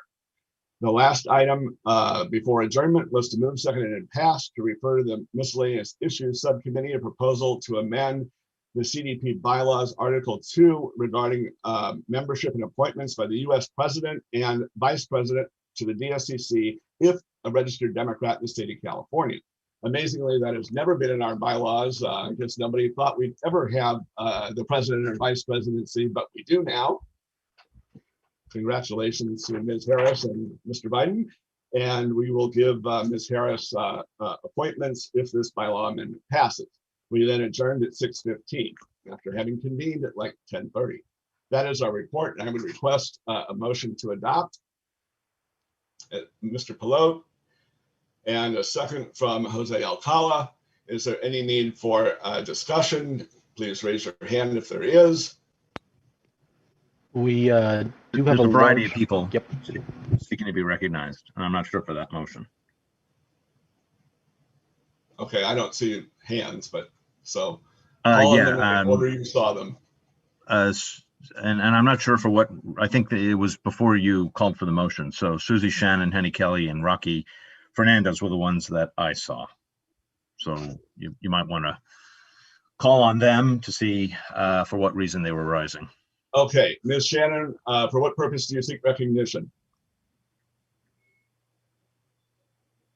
Hi, Gary and members of the executive board. I do want to make it very clear for ADEMS that when we state that we are in all vote by mail, having that procedure, that we are making provisions for our unhoused community who do not have mail addresses. So having a phone-in option, being able for people to get their ID and then phone in their We're vote, not at I the think point is where we're extremely actually important. adopting this, so debate on the item is not in order. If you have a question, I'll answer it, but all right. That's all, and I'm happy to help with the procedures. Thanks. Okay, thank you. Ms. Kelly. Yes, am I unmuted? Yeah. You're unmuted. My question is also about the ADEMS. You say that we are not going to vote on this until the next meeting of the e-board, but we have to give out information. So my question is, why can't we vote on this now? Because it's a I'm bylaw worried amendment, it has not been about. properly noticed. I understand that, and there's no other way to do this. Is that true? Mr. Shea, do you mind if I address this? Go right ahead. Thank you. Henny, that's a perfectly valid point, a very valid point. And I can tell you what, I can tell you how we are planning on doing this. It's a little unorthodox, but we are assuming, based on the testimony that we received this weekend, that the vast majority of the e-board will approve this amendment when it is properly before the executive board. We are moving forward on the assumption that it will be adopted when it does come before the e-board. The plans for in-person sites are being scrapped. We are in the process, working with staff, we're in the process of developing final procedures for how we will do the vote by mail. A variety of tweaks were discussed at the Rules Committee yesterday, which will be incorporated into those procedures, and we will be implementing, and we'll be seeking forgiveness and not permission in this case when it comes to the formal adoption. Thank you very much for that explanation. I appreciate it a great deal. All right, my speakers list is Rocky Fernandez, Peter Chu, Maria Alegria. So Rocky Fernandez, please. Sorry, I was basically going off of Henny's question. I have several trainings I'm supposed to be doing about ADEMS and how to work these things, and so I suspect we'll get some announcements here later on in the agenda about what that timeline looks like. But I think we all, if there are real objections to this, please let us know. And it's more of a point of information. Just when are we going to figure out this for certain, since filing opens later today, and folks want to know and are already screaming at me about it. So, thank you. My next speaker is Peter Chu. Thank you, Gary. Peter Chu, 24AD, co-chair of the Rules Committee. I just have a minor suggested change in your report that is under item 7C, subcommittee reports. That is for the county bylaws subcommittee report. It says move second and pass to approve the endorsement procedures. I think would be more appropriate to say endorsement provisions, because that's the word that's used in our CDP bylaws. Okay, without objection, we will change that to provision. All right, Ms. Alegria.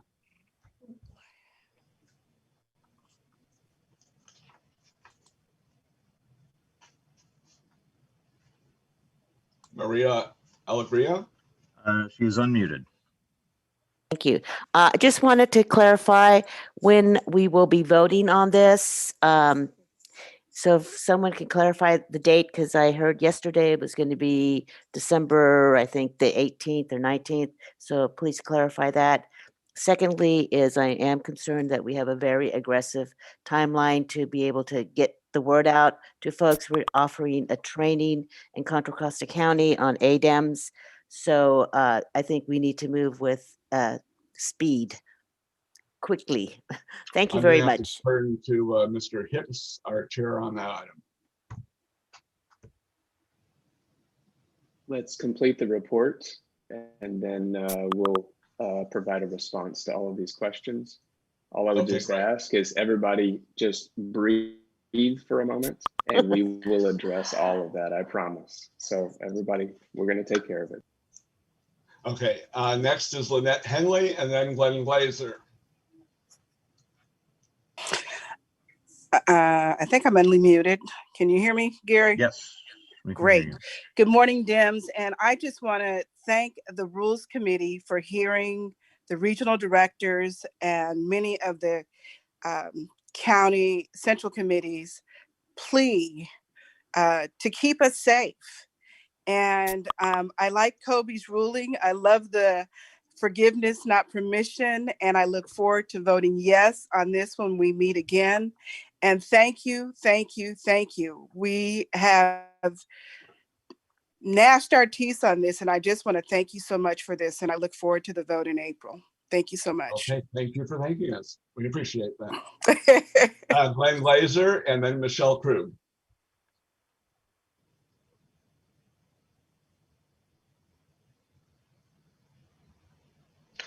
Can you hear me? Yes. Great. So good morning, everyone. I have what I think is a logistical question for I think Kobe, which is there is a page at adem.kdem.org which has information for people applying to be ADEMs. I understand that at some point there's going to be links there to actually apply, and I'd like to know what the actual timeline is for when that link will arrive and how that will be publicized or promulgated. Glenn, the answer, my understanding is within the next 24 hours. Okay. Do you know, is that going to be promulgated anyway, or are people just going to have to pull the website? Kobe, can I speak to that real quick? Absolutely. We've had to work with the developers to change the registration form since we're moving the in-person voting option. So we're just fixing all of those things right now. And the CDP will send something out as soon as we're ready. Thank you, Ben. Okay, Michelle Krug is the last speaker in line.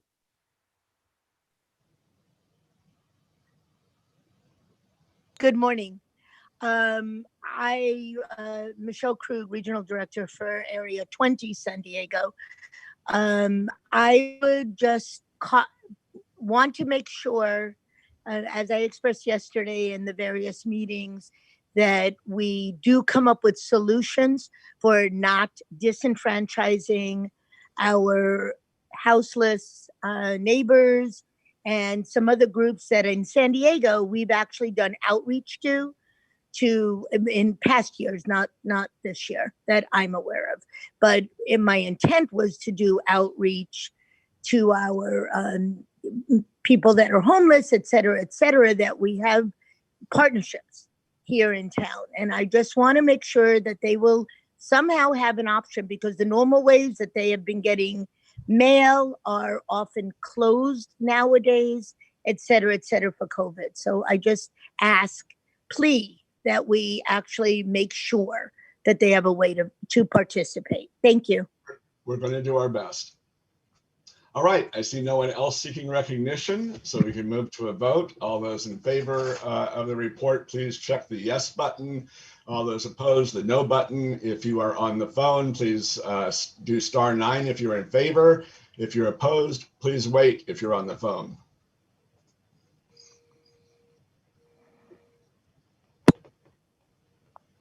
What am I doing here? Oh.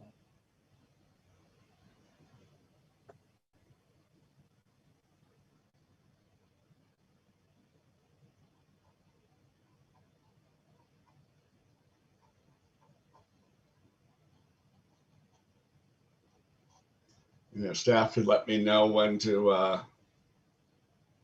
ask for the phone no votes. I think you can do so now, Gary. You can do so now. Yep. All right, please drop it, all the tallies there. If you're on the phone, *9 if you're opposed to the report.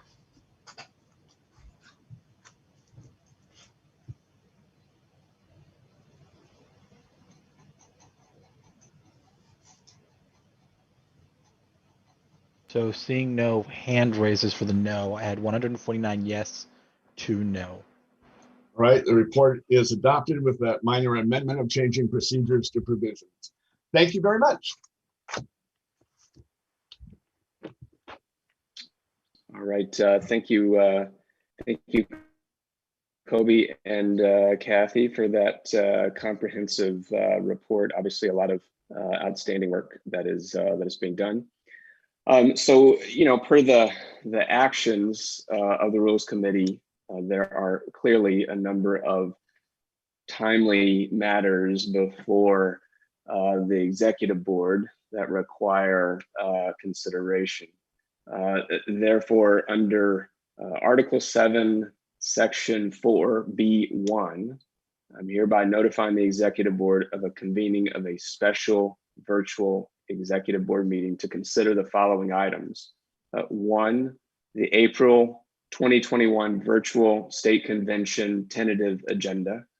2, the April 2021 Virtual State Convention rules. Bylaws amendments regarding the timeline and process for upcoming officer elections. And lastly, a bylaws amendment to eliminate an in-person voting, any in-person voting for the upcoming 2021 ADEMS elections process, obviously in light of the pandemic. I recognize there's been a little bit of a conversation amongst some about the timing of this particular meeting and these important items, especially in proximity to the holiday season, in the midst of our collective efforts to elect 2 Democrats to 2 important Senate seats in Georgia. Therefore, this special virtual Executive Board meeting will take place on Saturday, January the 16th, 2021. Again, the meeting will take place, the special virtual Executive Board meeting will take place on Saturday, January the 16th, 2021 at 10 a.m. Saturday, January 16th, 2021 at 10 a.m. We'll open registration shortly. Now, I recognize that's a pretty close timeline for things like the ADEMS process. Therefore, in the meantime, CDP staff and volunteers will begin to take the necessary steps to fully execute the board's actions upon those items upon their consideration. Obviously, the most timely issue is with regards to the ADEMS process without an in-person voting option, essentially a vote by mail plus process. And that plus will include a host of, potentially a host of options that ensures that we enfranchise and engage as many people as we possibly can. And 2, the necessary preparations for a virtual state convention in April of 2021. Obviously, the specifics of that will depend on passage of this body on Saturday, January the 16th at 10 a.m. But given the testimony that we heard yesterday, the comments here today, we fully expect the body to support and approve that. And we'll be moving down the road to work with all of you to ensure that we have a vote by mail plus, whether it's a phone option, Zoom option, some other option to enfranchise as many people as possible. So with that, I do see one hand. Alan Fenning, for what purpose do you rise?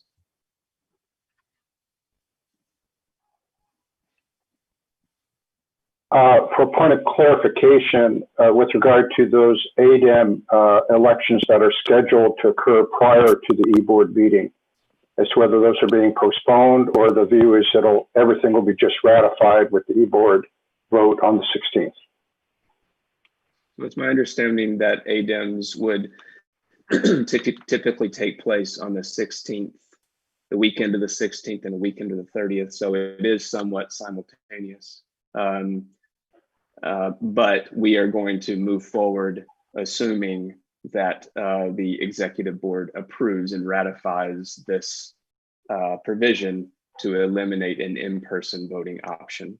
So there will be no change in the timelines associated with the ADEMS process.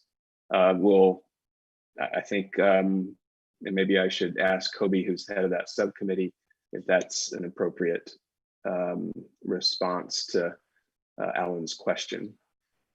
It is. I'll just say this.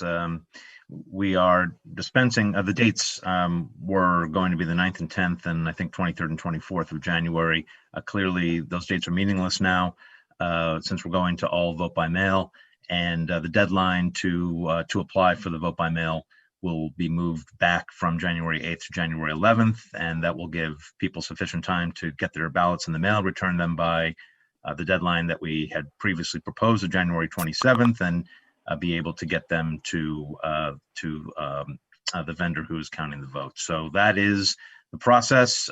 Believe me, we've heard the concerns about disenfranchising. I think anyone who has attended any of the hearings over the last 24 hours knows that I'm very concerned about that, and we're going to do whatever we can to provide access to as many people as possible. In addition to an online form, phone and email registrations will also be available. Okay. Thank you for clarifying. I appreciate it, and I also appreciate the committee's actions on this point. Thank you, Alan. We have a few hands. Christine Pelosi.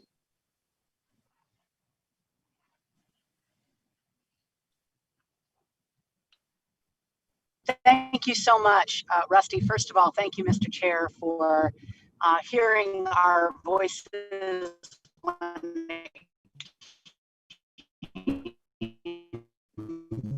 to December and our Georgia. Very much appreciate this process to January. Thank you for those comments. Let's turn to. I did want to say, I did want to ask a question though. Could we just in our advertising remind people, you were not chair at the time, Rusty, but it was a rather painful experience. The ADEMS may be occurring and are occurring in January. There may be special elections for Congress that may be occurring before the convention in April. Should there be members of Congress from California that do other things in January. So could we just clarify in all the materials that this ADEM vote is for a term that begins when the gavel goes down in April and does not begin before that convention. So if there is some sort of a regional vote in an endorsement process for someone for assembly or state senate or Congress in the spring, as may occur in the special election, for example, to fill Holly Mitchell's seat, that people are very clear. It is the current ADEMs who are voting and have representation, and the new ADEMs happen in April. Understood. Obviously, thank you for the reminder. There are no shortage of these types of components that need to be included with what we ultimately move forward with. Obviously, a conversation yesterday resulted in a no in-person voting option, in-person voting being taken off the table. And so over the course of, in many ways, the next few hours, we're going to work to try to clarify as many parts of the timeline as we can, making sure that we're adhering to and taking as much input that we've received both before yesterday, and we'll continue to receive going forward. So thank you so much. So I have Humberto Gomez and then Susan Pfeiffer. That should be the last two, and then we'll move forward with our agenda. Humberto? Yes, Chairman Hicks, thank you for everything you've done, and thank you for the rules for also taking the regional director's consideration for the safety of our members. Of course, I'll probably be honest that I'm biased. I still remember Mr. Jose Ornelas that we lost, and at a young age of 43. But I was just going to ask you, Chairman Hicks, if everything goes to motion, you know, and things change according to with the new administration, is there any contingency plans that for possibly we could have, you know, to have a in-person gathering in April for the convention, or is it already decided that we're just going to do it virtual? Because I had people excited here because of Visalia last time. That's why. I understand. At this point in time, I do not see a scenario where we are going to be able to get up to 3,500, potentially as many as 5,000 people in one particular location, whether it be inside or out. And therefore, in order to put on the type of event that we put on a state convention, we need to make plans early. And therefore, at this point in time, it will be a virtual state convention, period. Let me go to Susan Pfeiffer.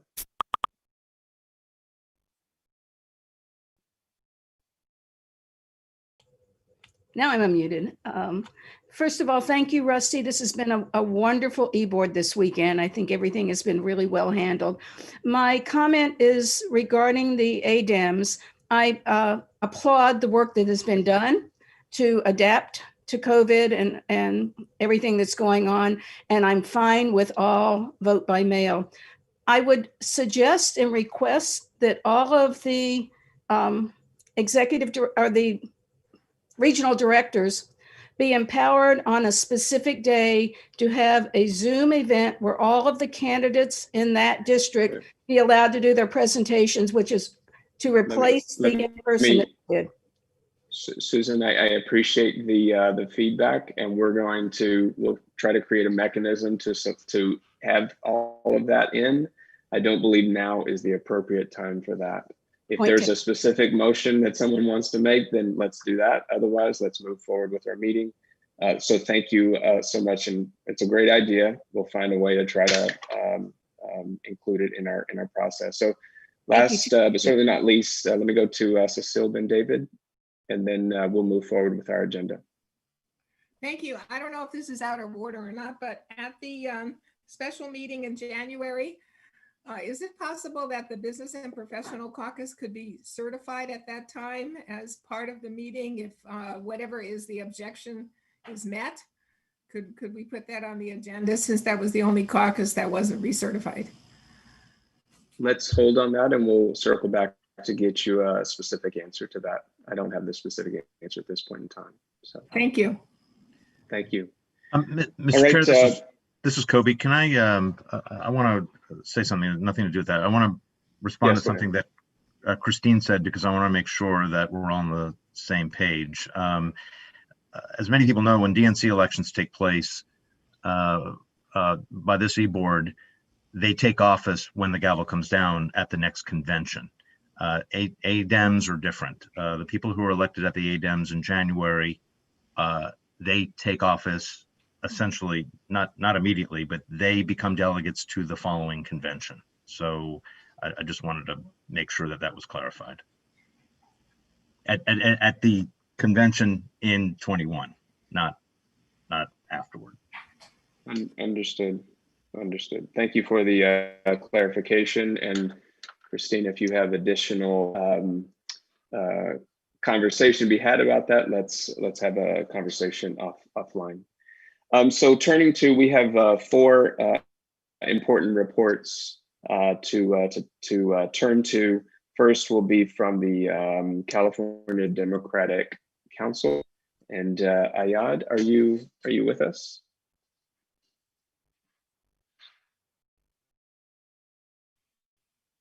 Good morning. Can you hear me?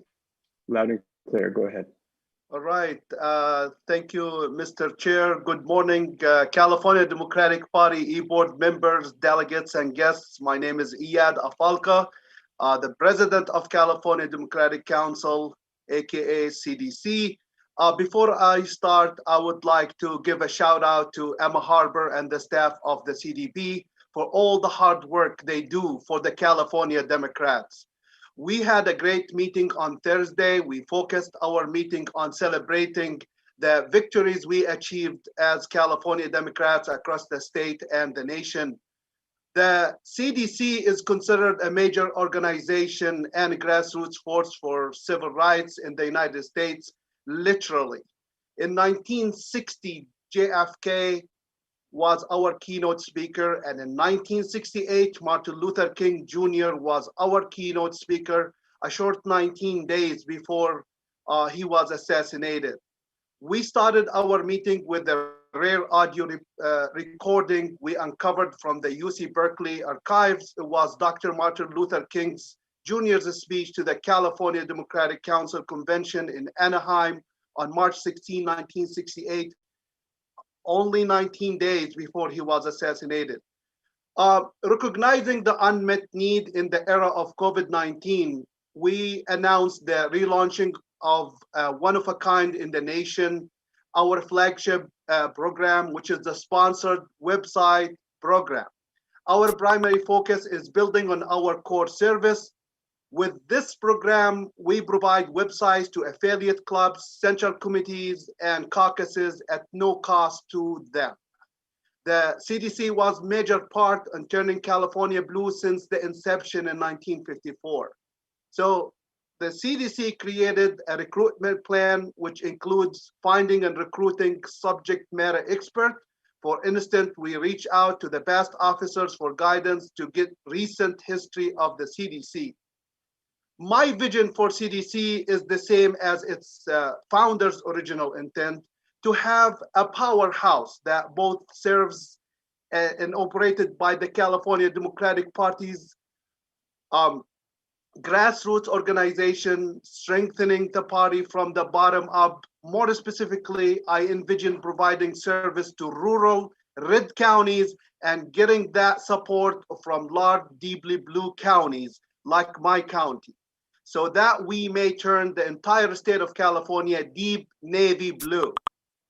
It was critical to collectively clarify our focus, so we created the following mission and vision statement.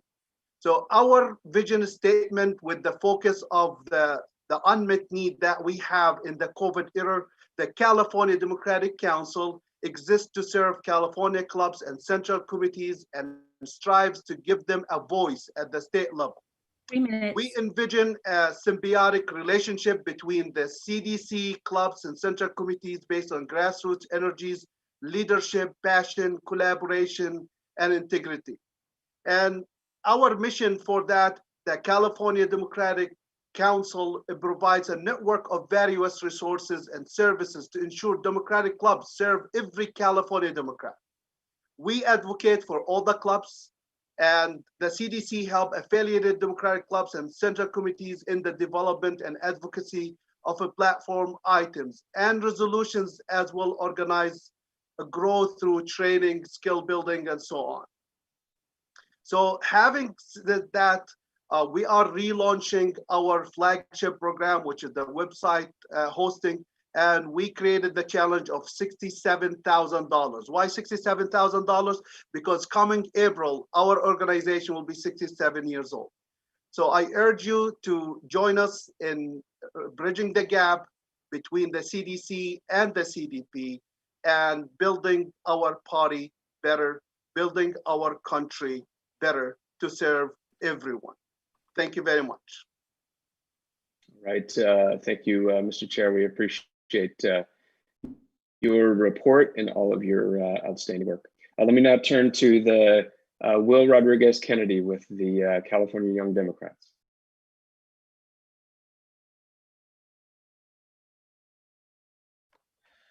Thank you, Mr. Chairman. Will Rodriguez Kennedy, President of the California Young Democrats and member of the Democratic National Committee. Your member, so thank you. I want to thank Chairman Hicks, and for the work you did, and your staff for the work that you've done to put together an orderly executive board meeting. Particularly, I always want to thank and highlight the work of Emma Harper, who is an amazing staff person who always gets things done that are amazing, in a very quick manner. The California Young Democrats, it has met this weekend as well, and we had some pretty interesting reforms. We also highlighted the fact that we endorsed 110 young Democratic candidates for elected office. The last time, I think the last cycle I reported that we had endorsed over 100 candidates, and that of the 70 young people serving in California in elected office throughout California, 60 of them were members of the California Young Democrats. We did that again this cycle, and 58 of the candidates who ran for office, which are in excess of those ones that were elected last cycle, did prevail in their elections, which is a huge increase in new young elected officials and people who are young stepping up to run. The California Young Democrats yesterday at our evening meeting also voted to embrace some reforms of the California Young Democrats that are rather significant in scope. For one, we are seeking to build better relationships with the California Democratic Party, and to also build better ways to enfranchise young members of the California Democratic Party into our organization. As a result, we have adopted bylaw language that will now invite young Democratic members of the executive board to be voting members of the California Young Democrats, which has never been done before. So putting a place for youth voters and youth elected board members and onto our state leadership committee, which is basically our executive board.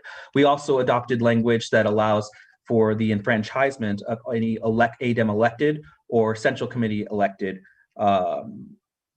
DSCC delegates into the California Young Democrats. So this is the goal is to make sure that we are better representative of the youth voice and as the official youth arm of the California Democratic Party. It is a very significant reform in terms of the structure of the California Young Democrats, but I think will help build a more cohesive youth representation at the California Democratic Party, and will strengthen both our organization's ability to reach out to young voters, but also to make sure that we execute we demonstrate our voice at the California Democratic Party.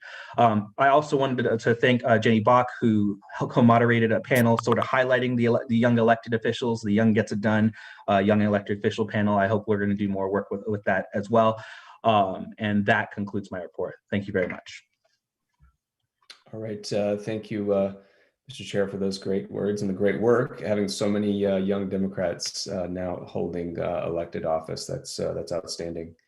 We'll now turn to a report from our caucuses of the California Democratic Party.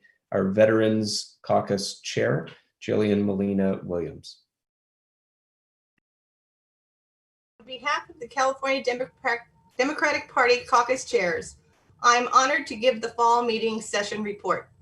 This week, we honored veterans on Veterans Day, and on November 3rd, 2020, their sacrifice to preserve democracy in the world once again was demonstrated by the people of our great nation when they spoke in historic and overwhelming fashion by way of a free and fair election. However, this victory will only be complete when we relieve the GOP of their stranglehold on the Senate by taking control of it. To do so, there remain questions regarding our form of democracy still to be answered. And there is no better way to understand the questions confronting our democracy today than by addressing them head on, as earlier generations had before us. One of these questions, the most pressing among them that has long plagued the nation, is, who are we the people? That question can and must be answered in Georgia if we are to preserve our democracy. We as a people and a party hold the future in our hands. Therefore, it is imperative we give our President-elect, Vice President Joe Biden, and Vice President-elect Senator Kamala Harris, Democratic control of the Senate. And that, my friends, can only be achieved by supporting our Georgian brothers and sisters, providing them the tools and resources they need to elect the Reverend Raphael Warnock and John Ossoff to the U.S. Senate on January the 5th, 2021. Not to sound repetitive, but I will nonetheless, so that it resonates with all of you. We all know this election was of historic proportions. However, it won't be complete if we don't take away the GOP's control of the Senate. If we want to ensure Biden care, we need the Senate. Protect women's rights, we need the Senate. Protect our civil rights, we need the Senate. Ensure we protect our climate for future generations, we need the Senate. Ensure our national security and international relations are restored, we need the Senate. Ensure our nation's veterans and military receive the care and services they need and have earned, we need the Senate. These and much more can only be made possible with a democratically held Senate, and that, my friends, will only be achieved through our collective activism and because we are the people. In closing, I would like to leave you with what FDR closed with in his address to the Commonwealth Club of California on September 23rd, 1932. Faith in America, faith in our tradition of personal responsibility, faith in our institutions, faith in ourselves demand that we recognize the new terms of the old social contract. We shall fulfill them as we fulfilled the obligation of the apparent utopia which Jefferson imagined for us in 1776 and which Jefferson, Theodore Roosevelt, and Wilson sought to bring to realization. We must do so, lest a rising tide of misery engendered by our common failure engulf us all. But failure is not an American habit, and in the strength of great hope, we must all shoulder our common load. Thank you. All right, thank you.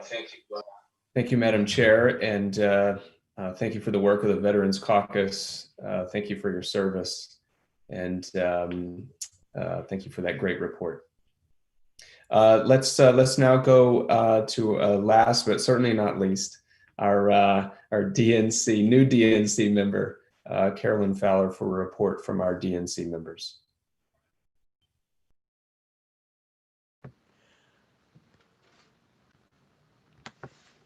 Thank you, Mr. Chair. This is going to be a joint report, and I would like to defer to senior member Otto Lee.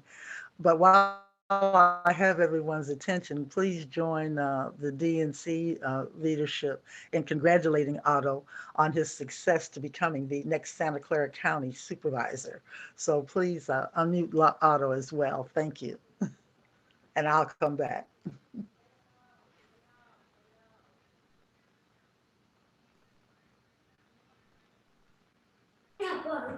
Otto, you should be able to unmute now, or Hi, can you hear me? This is Otto Lee.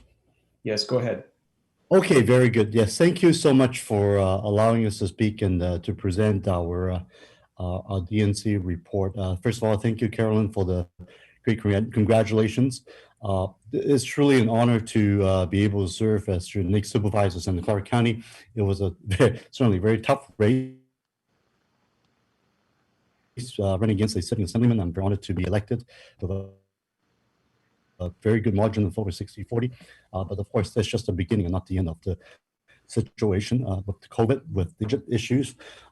We have so many challenges for especially most vulnerable communities and Latinx, African-American communities in our areas. And we have so much work we need to do. And I look forward to working with all of you to deal with our homeless issues and whatnot. First of all, I do want to say one quick happy birthday to our fellow DNC member, Keith Yumamoto. Happy birthday, Keith. And also want to, of course, send the most important congratulations to our chair, Tom Perez, for his leadership getting us across this important finish line. We actually want to thank everyone here for the hard work across the state. The West has delivered for the Democratic Party once again, with 8 of the 13 Western states are now represented by not one, but both Democrats in the US Senate. Each of these states have also delivered to Joe Biden, flipping Arizona with our great astronaut, patriot Mark Kelly, husband of course, awesome Gabby Gifford. A shout out to our California Democrats, as our state Democrats, have provided so much needed volunteers traveling to canvass, phoning, texting from Nevada and Arizona, as well as the battleground states, and not to mention all the donations that we've been able to make throughout this time. Now we, of course, have Georgia on our minds with the two Senate seats facing the runoff on January 5th. As we saw how the Biden-Harris ticket was able to win Georgia with Stacey Abrams' amazing work, registering hundreds of thousands of new voters and fighting against the voter suppression nationwide. Yes, we can. We can win this thing. The API caucus and the APIs for Biden has also established subgroup efforts with South Asian for Biden, Filipino, Chinese, Korean, Japanese, Asian youth, LGBTQ Asian, Hmong, and immigrants for Biden, which were able to help work together to provide the important in-language outreach to so many diverse immigrant groups to get everybody excited and informed the importance of this vote for GOTV. Of course, we are closely watching the results in our 25th Assembly Congressional District, a former Katie Hill's seat that we lost during the special election a few months back. Assemblywoman Christy Smith is doing it again, and now it's actually gaining with only 104 votes behind. And similarly, in 21st Congressional District, TJ Cox is only behind by about 2,000 votes, but he's also gaining as well as the late ballots. We are crossing our fingers because last time he only won by 862 votes. The late blue leaning ballots are still coming in. And as we kept saying, every vote counts, and it always does. We expect recount, and we may need to lawyer up as well. So please do donate to those campaigns if you haven't yet, because they will need them to fight these recount issues. The media exit poll data have found some of these very enlightening results for Biden. 87% of Blacks that voted for Biden, and among Black women, it's actually 90%. Among Latinos, it's 65% voted for Biden.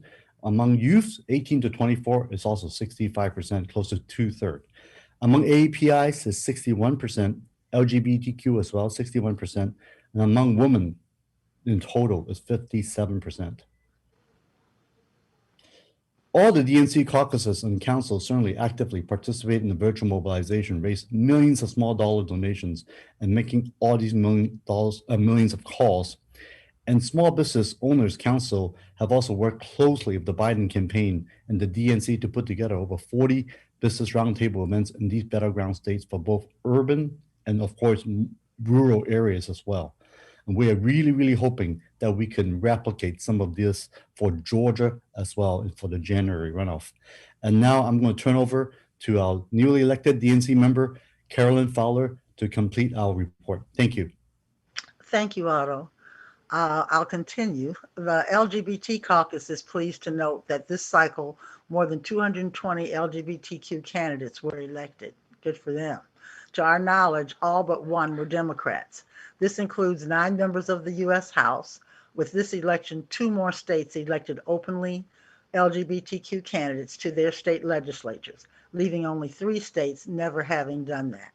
In addition to targeting LGBTQ candidates, the LGBTQ caucus informally partnered with the coordinated campaign in Arizona in conjunction with National Coming Out Day, October 11th. In 2021, the caucus wants to add queer to its name to become LGBTQ caucus.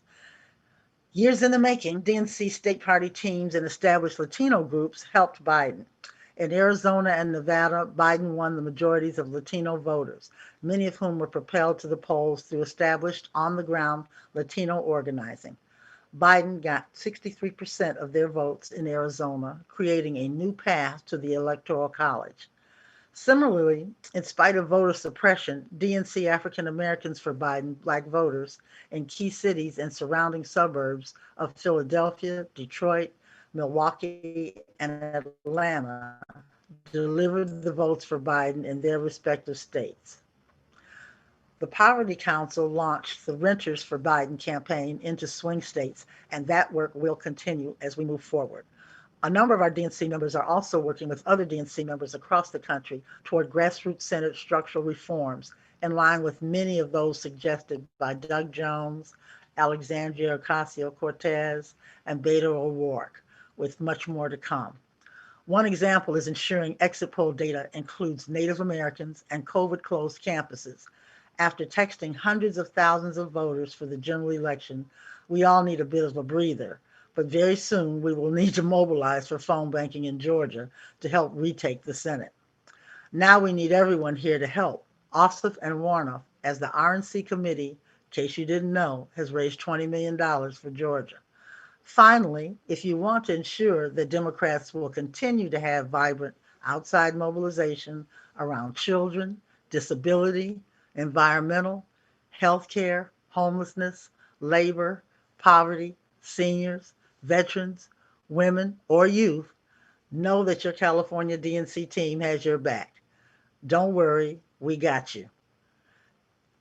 Thank you, everyone. Be safe out there, and happy Thanksgiving.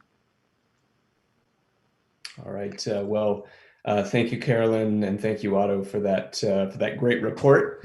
As we conclude the business of this general session, I want to take a moment to simply thank the amazing, outstanding staff of the California Democratic Party, who, in the midst of a crazy 2020 coordinated campaign, managed to bring us all together for a relatively smooth executive board meeting. A lot of great business was done, a little celebration of the victories and a recommitment to the work ahead. I also want to thank our parliamentarian, Kobe King, who works through these meetings and this process with us to ensure an efficient and effective meeting. A lot of great work was done in 2020. Obviously, Georgia is upon us, and we're going to be active and engaged, and that has been mentioned throughout this weekend. We will see you all in 2021, Saturday, January the 16th at 10 o'clock. There'll obviously be a little bit of work between now and then. Certainly wishing you all the happiest of holidays and a happy new year. Our business is concluded. So without objection, we are adjourned. Thank you so much. Thank you. Bye, everybody. I'm out.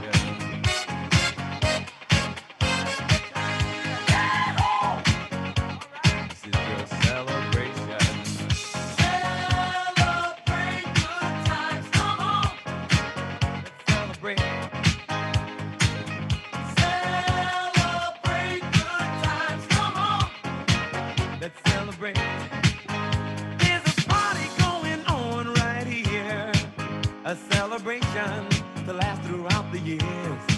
So bring your good times and your laughter too. We gon' celebrate.